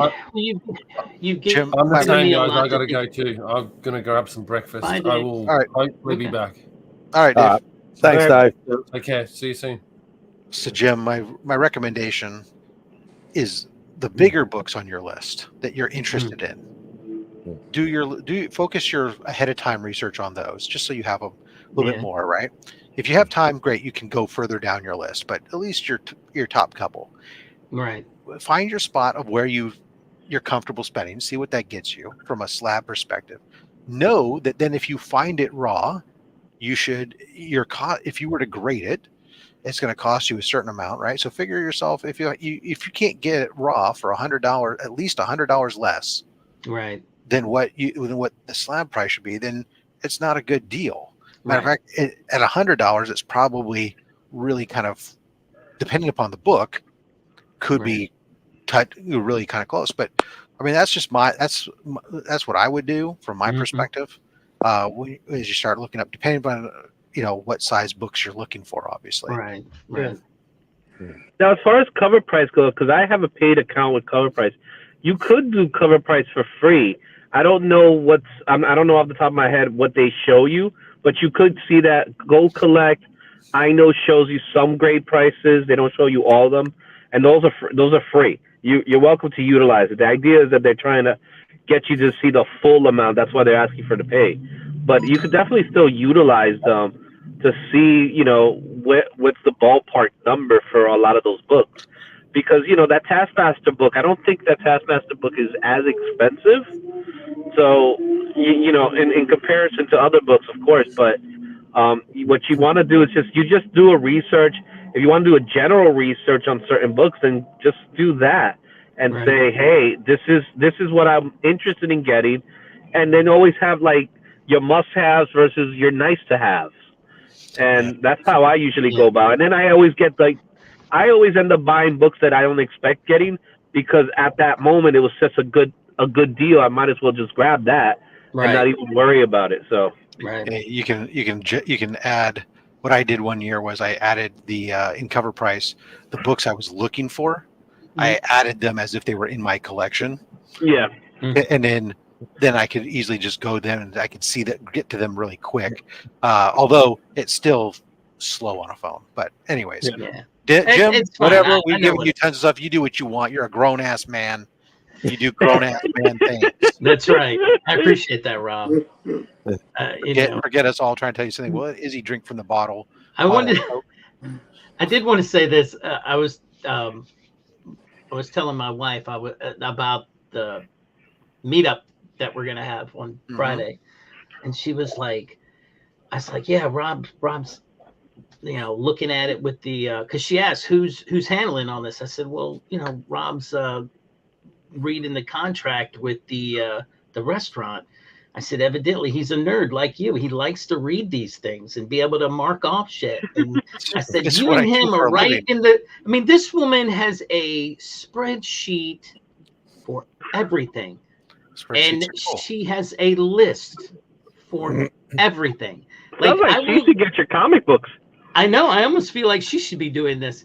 But I told her she was like wanted me to tell you like mad respect for all the work. I got excited redlining the contract. That's right. Yeah, she was like, she sounds like just like me. I was like, he's a lot like you, honey, in that respect. Yeah, the contract ended up looking like some secret government redacted file once Rob's finished with it. And she has to read all that, when she's doing, she does statistics for a living, and she has to read all types of stuff like that. When they submit stuff to the FDA, and it's just there's things you have to because certain things they'll disqualify you for if you try to you're trying to apply for stuff, especially if you're applying for money. Then there's things like I remember doing order entry at one point. We were doing stuff for I was working for a company that was making the laser assemblies that the autonomous vehicles use that allow them to see. And we had a lot of companies were submitting POs to us to order these sensors. And we're talking about these big automotive companies and aircraft companies and whatnot. And they submit POs, and when you send, they expect you to accept. You'll say, okay, here's your thing. Now, oh no, we're not going to agree to your terms. Here's our purchase order with our terms, and they expect you to sell them a piece of equipment under their terms, right? That they're dictating to you. And when I'd go through some of these terms and conditions, especially like the automotive companies, the terms on their purchase order would be 38 pages, double column, double sided. Yeah. And you're scanning through it and you're like, oh, no, we're not going to accept this. And they're, well, why not? I said, because your terms and conditions say things like that we surrender our IP, the intellectual property to you. And, there's like all kinds of, or that you have the right to go look through our numbers, all our books for back for, and the books of all our subcontractors and all this other stuff. That we're not manufacturing automotive parts or airplane parts that are going on production, that are meant for production. We're manufacturing this at this point in life was an experimental piece of equipment. Right. It's not. We're not going to be bound by all this stuff. Right. You don't like it, don't buy it. Build your own. Oh, you can't? Suck it up, Buttercup. Yeah. But I remember so many times listening to like some salesman bitch and complain that something wasn't going through, and they'd complain to the owner, and the owner would come down the hall, Rob, why aren't you accepting this purchase order? We want to get this in. It's $1 million or whatever. And it's like, do you want to give up your intellectual property to them? No. All right, that's why I'm not doing it. Right. All right, thank you. And he'd walk away. Right. Yeah, exactly. No, I get that. I mean, but yeah, some of the stuff that my company that I work for agreed to, I'm like, guys, we never did it this way before. Why are we doing it this way now? Well, they're a big customer. I'm like, I feel like they don't have no cojones. Yeah, all the time. Oh, nice word there, Jim. All the time that happens. And then what happens is you get in a situation as a smaller company, when you deviate from your standard setup for all these larger companies, then more of your stuff is not standard than is standard, and it becomes impossible to track. And then all of a sudden you're all of a sudden in breach of contract on certain things because you have no way to track these contractual obligations, all kinds of stuff. So it's horrible. Anywho, but I don't should we show some books, I'm not in Spidey? charge of that stuff. Show We'll some say, books. we'll say hello to Kyle first, because Kyle is joining us. Yeah. Hey, Kyle. Thank you for joining us, Kyle. Good, how you? Yeah, doing well, mate. Doing well. Thank you for joining. And as we do on Spidey's Outback, Rob is going to fill up the best giveaway box on YouTube, where I'll want most of the books. Okay, go ahead. Yeah. I did see some books this week. Yeah, we got rid of like the first Ego came out of the box this week. Yeah, I know. Oh, really? Oh, Soul, man. That So- was this one today. I didn't get to was see just it. I like didn't get to rough. see it today. I missed it today. So Yeah. did Chris lose his marbles? No, not awful, but I mean there was a few. So, anyways, we'll start with some of the basic books because you can't have all. They can't all be super bangers, but we get some Transformers Universe #1. That's cool. Chris, do you need to come on to dispute any of these? Detective Comics 818. Harvey Dent cover. Cool. Oh man, that's so cool. The other one's the Two-Face cover, right? The connecting cover. Yeah. Tales of Suspense 67. Oh, Last come Crucius, on. love that one. Oh, Come on. woo! I'll take that. Marvel Premiere 39 featuring Torpedo. Yeah. Yeah. They had a lot of like one-shot characters in that premiere run. Oh, I love it. Yeah. I love it. Witching Hour. Oh, that's Nice. nice. That's some That's scary nice. You got some good bronzies. Some Michael Turner. Michael Turner, man. Oh. That's gorgeous. So I got that whole set signed by Michael Turner. Nice. The whole series. Dude, you should get on Slab. Oh, I can't forget that. Ooh. Yeah. Yeah. We got to refill those X-Force #1s. They're going up in value. They're hot items now. Radioactive Spider-Gwen issue 6. Mm. Janes, I like that. We'll throw in that Van Helsing versus the Invisible Woman. Oh, Yeah. I've never even seen. Oh, wait, that's Negative Space. You should send that to me. Just don't put that in there. Negative Space Jim. Yeah, just this that goes is- along with my stuff. Superman issue 4. Oh, that's a big book. Oh. That's a Is it? nice pricey book. We're talking about those Tyler Kirkham ones this morning. Yeah. Jason One of the Statham. early ones. Silver Surfer Gaslight #5, the homage cover to Yeah, we won't mention that artist's name. Russ, is it Russ? Yeah, it's Masafira. Yeah. Masafira. Rastafarian? Brave and the Bold 171. That's a nice one. That's cool. Ah, cool. Punisher Warzone die cut cover. Yeah, JR. Goodness. Yeah, I love that cover. I think I have like 6 of those. Incredible Hulk. Oh, here 106. it comes. Oh my God. 108? 106. Oh.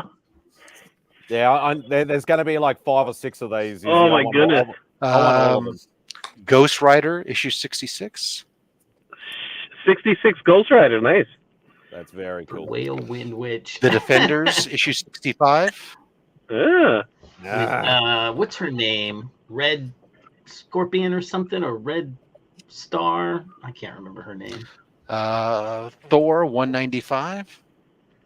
Oh, I like those old Thor covers. I need some more old Thor books.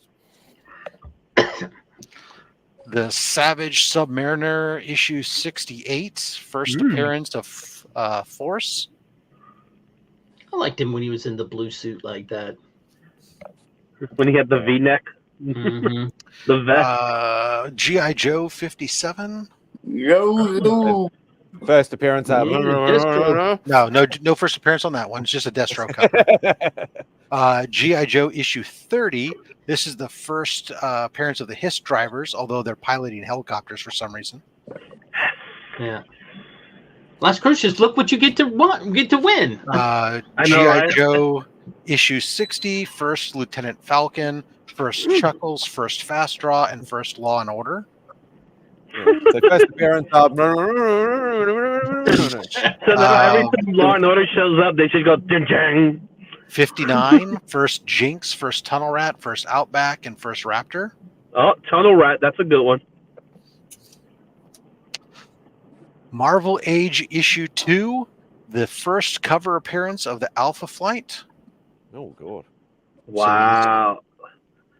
Chris is losing it right now. So this is the preview for Alpha Flight 1. It almost looks like it's been cut off because the M doesn't look. It looks like it's been cut off. Yeah, it looks in the weird. corner. What does? Like where you look at the corner box up the top, it looks like it's been cut off. Like No, it's probably probably a poor wrap. I mean, I see it wrap around the edge. It's a thicker book. Because Marvel Age was like a preview book. It's kind of like what it is. It's a really thin book. So yeah, those are giveaway books usually. Spider-Man Lost Year's #1. This is the first appearance of Janine Godby, who becomes Hallows Eve. That's a good book. I think I have that book actually. That's a JR cover as well. That's a JR. Well, interiors too. Incredible Hulk 331, the first intelligent Grey Hulk. Ooh, smart Hulk. I'll be winning that one. This one is unfortunate comes up now. Dave's gone. There's Excalibur #1. I love that book. I love that cover. Nice. Alan Davis. Bridget. I don't think I love that one. There's a Batman 457. This is the first Tim Drake in the Robin costume.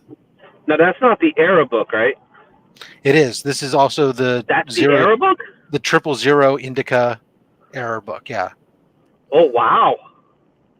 So there's two. So in this, there's an error version of both the direct copy and the newsstand copy. Plus, then there's the non-error direct copy and non-error newsstand, and then there's a second printing. So this is the direct edition error. Yeah.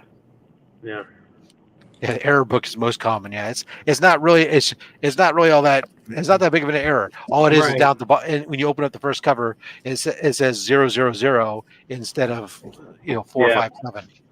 But Amazing Spider-Man 365, the first appearance of Spider-Man 2099 in preview. Yeah, I love that. I remember buying all those hollow books off the shelf. Yeah. Rye, issue 0, first appearance of Bloodsport. That's such a great cover. Or Bloodshot. Bloodshot, yeah. So that book is not even. It's not a really high valued book, right? No. And it's the first appearance of a character that has a movie, which is insane. Captain America 269, first Team America. Oh wow. That's cool. I have that. America. Yeah. Detective Comics issue. Where's the number? Oh, 608. First Anarchy. Yeah, Anarchy's a cool character. Marvel premiere featuring the Liberty Legion. So it's the first Liberty Legion. Mm-hmm. Isn't that one of the ones you sent to me? Yes. I think it was. Yes. I had that book. Marvel premiere featuring Man-Wolf. The first appearance of the Other Realm and the origin of Man-Wolf.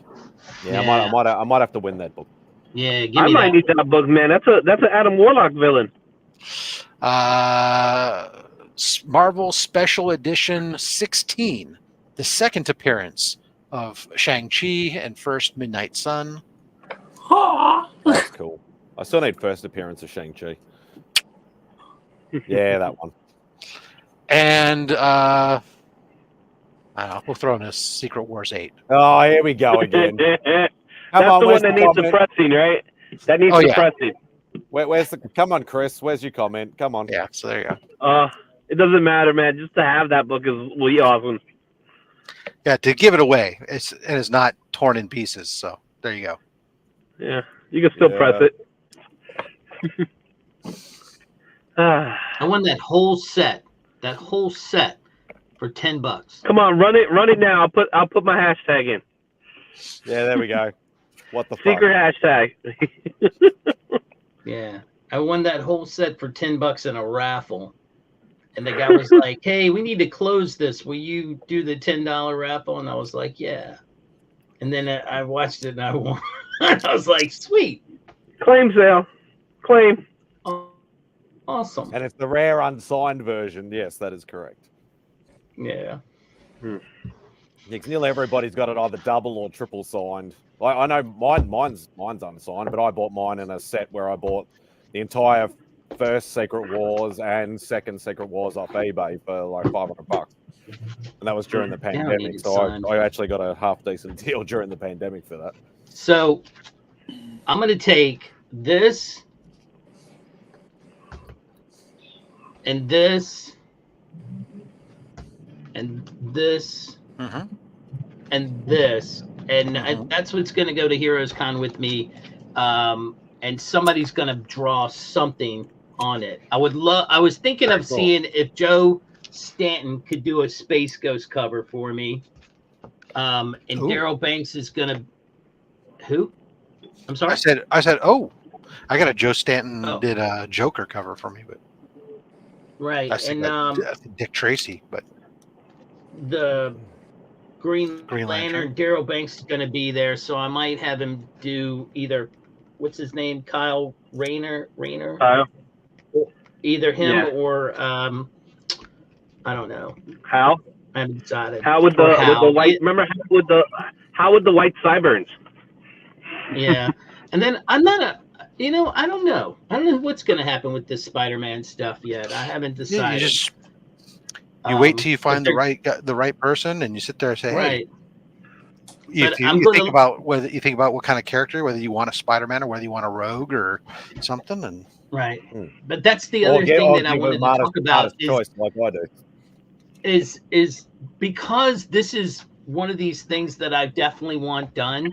That will, I mean, this is kind of a different plan for me from what I've done in the past. I'm trying a little, like, I don't want to get any art pieces. I'm not carrying that shit on the plane with me, and I don't want to ship it back. I don't want to fool with all that. Yep. So I'm doing with some like original art on the book. Yep. And maybe a couple of slabs, and that might be it. I mean, it's keep in mind that your commission prices on those are going to range for the most part, depending upon the artist, anywhere from $125 to $200 for something basic, right? Yeah. I mean, and could be more depending upon who the artist is and what you're wanting.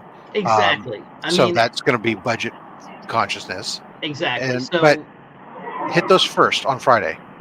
I did that last year. Steve Mannion, Beckerman's friend, did that. I gave it to him, told him what I wanted, gave him the Spawn book. We got the price set, and I gave him until Sunday. And that's the good thing, Rob, is I'm not leaving until Monday. So I get all 3 days. Yeah. And and even if I don't go into the con until later, because I'm with my wife and she'll probably want to do some stuff, I can still go into the con later and say, is my book ready? And it should be. I just forgot. I can't draw a blank again. We said this was Bloodshot. I'm writing it down so I don't forget. Vin Diesel's character. I know that. I just for some reason Bloodsport just keeps popping in my head, and I'm that's the action comic. Van Damme. That's what it is. So this is a Joe Stanton book. All right, I got that off of C3. I got the whole set from C3 because nobody was bidding on it, and that's a good Rob's book. Going, nobody wants this, and I'm like, I do. Yeah, first hell in a right. And so I don't know. I'm taking it with me. I don't know. I may have him sign it. Again, it's just for me.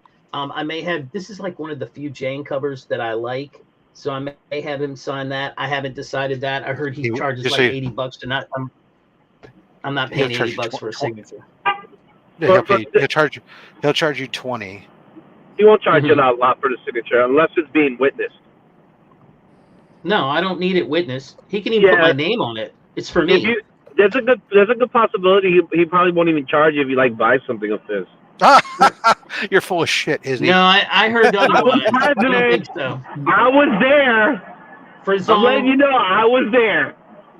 When with me? No, when CJ. Before that, I spent over $200 with him, and he still charged me for signatures. I don't know. He's weird like that. Yeah, look, it doesn't matter. It's his business. He can do whatever he wants. This one I'll probably get Jenny Frizon. Yeah, and then I love this Michael Finch. Yeah, that's an awesome cover. I almost don't want to get it signed. It's such a beautiful cover and everything, but I said Michael Finch, David Finch. I'm sorry, David Finch. I said if he buys something, Chris. I didn't say for free he's just gonna sign it. You gotta buy something. I did. And these are my 2 possible Scotties. I haven't decided. I already have some signed by Scotty, so I don't really care. But nice. I haven't made the decision what exactly I'm taking. There's only maybe a handful of books I'm taking. That's about it. I bought a print. I mean, a comic book from him that was a Virgin variant, that one of his exclusives. It was $80 for the comic book. Then I bought a print of the Battleship Yamato. Total was like $240. Then he charged me to sign the $80 comic book. Yeah, see, that's where I get a little. I don't know what it was because I know I was able to get a signature of him, and I didn't pay for a signature. I can tell you that off the bat. That I definitely got. But I don't know. Weird. Anyway, guys, I gotta go. The missus is here. I'm going home. I'll see you guys. All right, take it easy, guys. Thanks, Izzy. See you, mate. Bye. Yeah, I know each person is different, and I have an issue in a way with to be honest with you, with I feel like, and this is all, it's just one of these things I have to deal with. I feel like if you're a current artist and a current writer, and you are currently working for the big two, why are you charging much of anything? You are making your money right now. Now, Joe Stanton is not making that money anymore like that. Okay, so I will pay $20, or for that matter, he doesn't charge. Ron Wilson, and that's the funny thing is he usually won't. He'll say put $5 in that little donation jar, container thing. Yeah, if you're working for the big two, if you're working for the big two and you're mainly an interior artist, you're getting paid jack shit. You're getting paid about. But I'm talking about like Scotty Young, who's writing and doing covers. Come on, Jang's doing stuff. He's making money. I'm just cover saying. Cover artists make a lot more money than interior artists do. If you're purely a cover artist, then yes, you will be making some decent coin. But yeah, if you're an interior artist or even a writer, if you're not like a big like a a big tier 1 sort of type writer, you're not making as much as you think they are. I actually had this discussion a few years ago with Brad Walker, and he goes, dude, like I've been doing Detective Comics DC interior pages for like 5-6 years, and he goes, I'm making like between $120 to about $200 a page. Yeah, and he goes, and I've got to churn that shit out real quick. 30 odd pages of interiors for one book in a month is you got to be chained to your desk to be able to do it. Well, I have some reservations about some of them. I feel like they should be a little more free. Freaking David Nakayama, I paid for his, but I also that's not true. I paid for one. The other two I bought at that at the God, who was it? Maybe it is unknown. Whoever's booth he was at, and I didn't have to pay for it then. Don't get me wrong. I have no problem with I think that you're right. That Jang, I don't have a problem with them posting, say, hey, I'm going to charge for signatures. I don't care. But I think you're right, though, that if I spend $80 on a book from them, it should come with the signature. Yeah, I just have a problem with that. Yeah, if I come out and get your con exclusive, then you should at least be able to sign that. $80 for a fucking Virgin variant. Come on. Yeah, I'm just especially if it's just for you. If it's not witnessed, you just want a signature on the book, then it'll be free. If it's witnessed, do the whole shebang, whatever. What different? Why? But why? If I bought the book from you for $80 freaking dollars, I don't. Why is it because I have a witness there? Because I want it for my PC.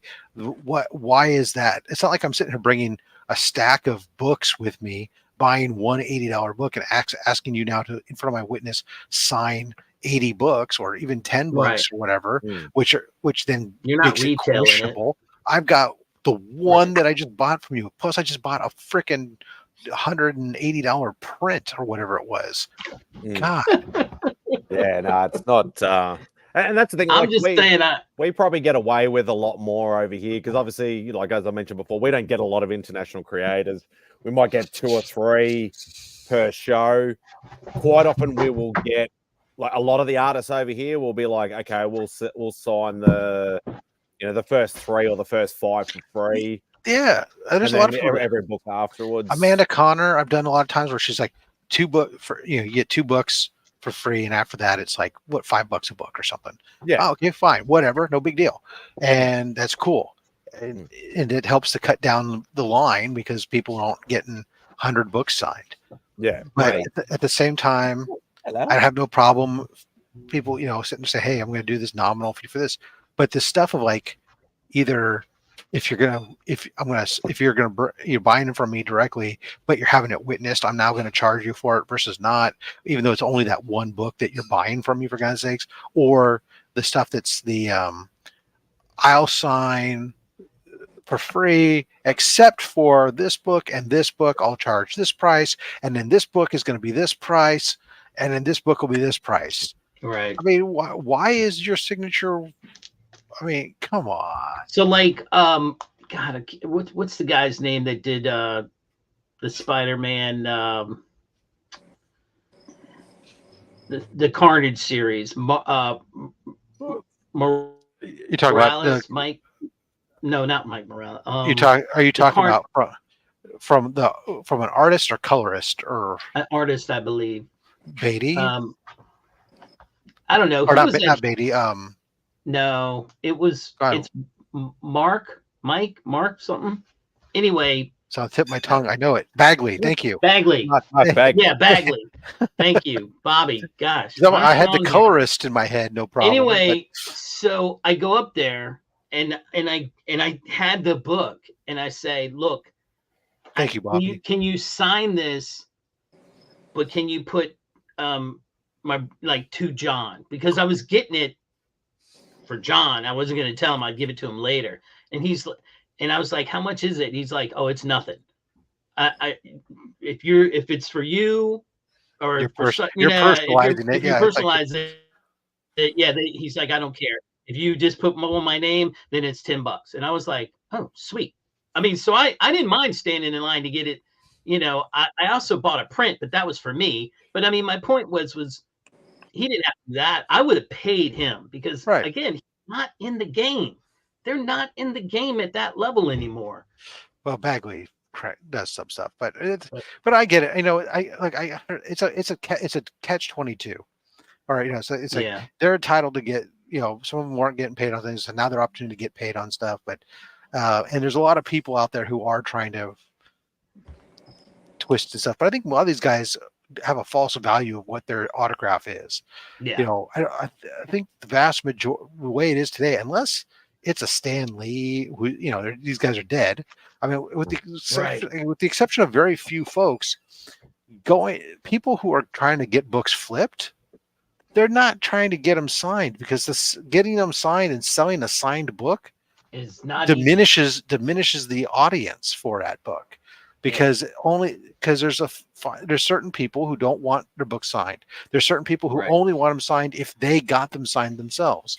So it just whittles down who the potential buyer base is. So if I'm a flipper, why the hell would I have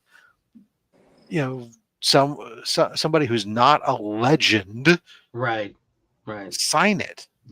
So like I had this. I paid.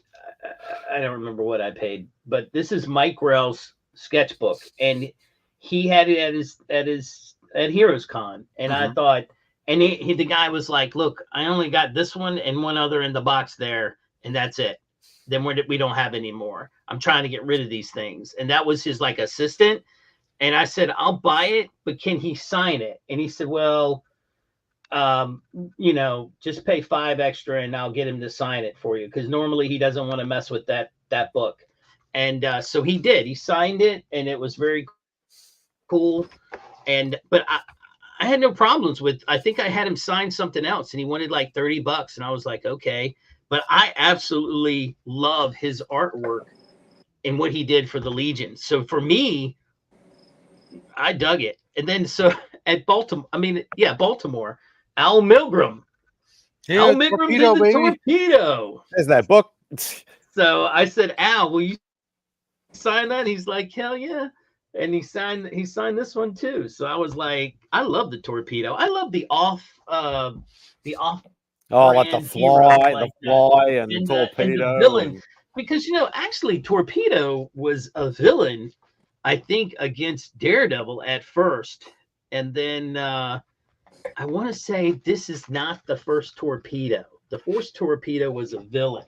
And then this guy got the It doesn't come up rockets. as on key. It doesn't come up on Key Collectors being the first torpedo. That's why I didn't say it was the first. Yeah. Right. I don't think he is. I think the first Torpedo is a villain. And I'm trying to look for that other one. There was something else I got signed. I don't know. This box is filled with all kind of stuff that I bought over the years. So this is my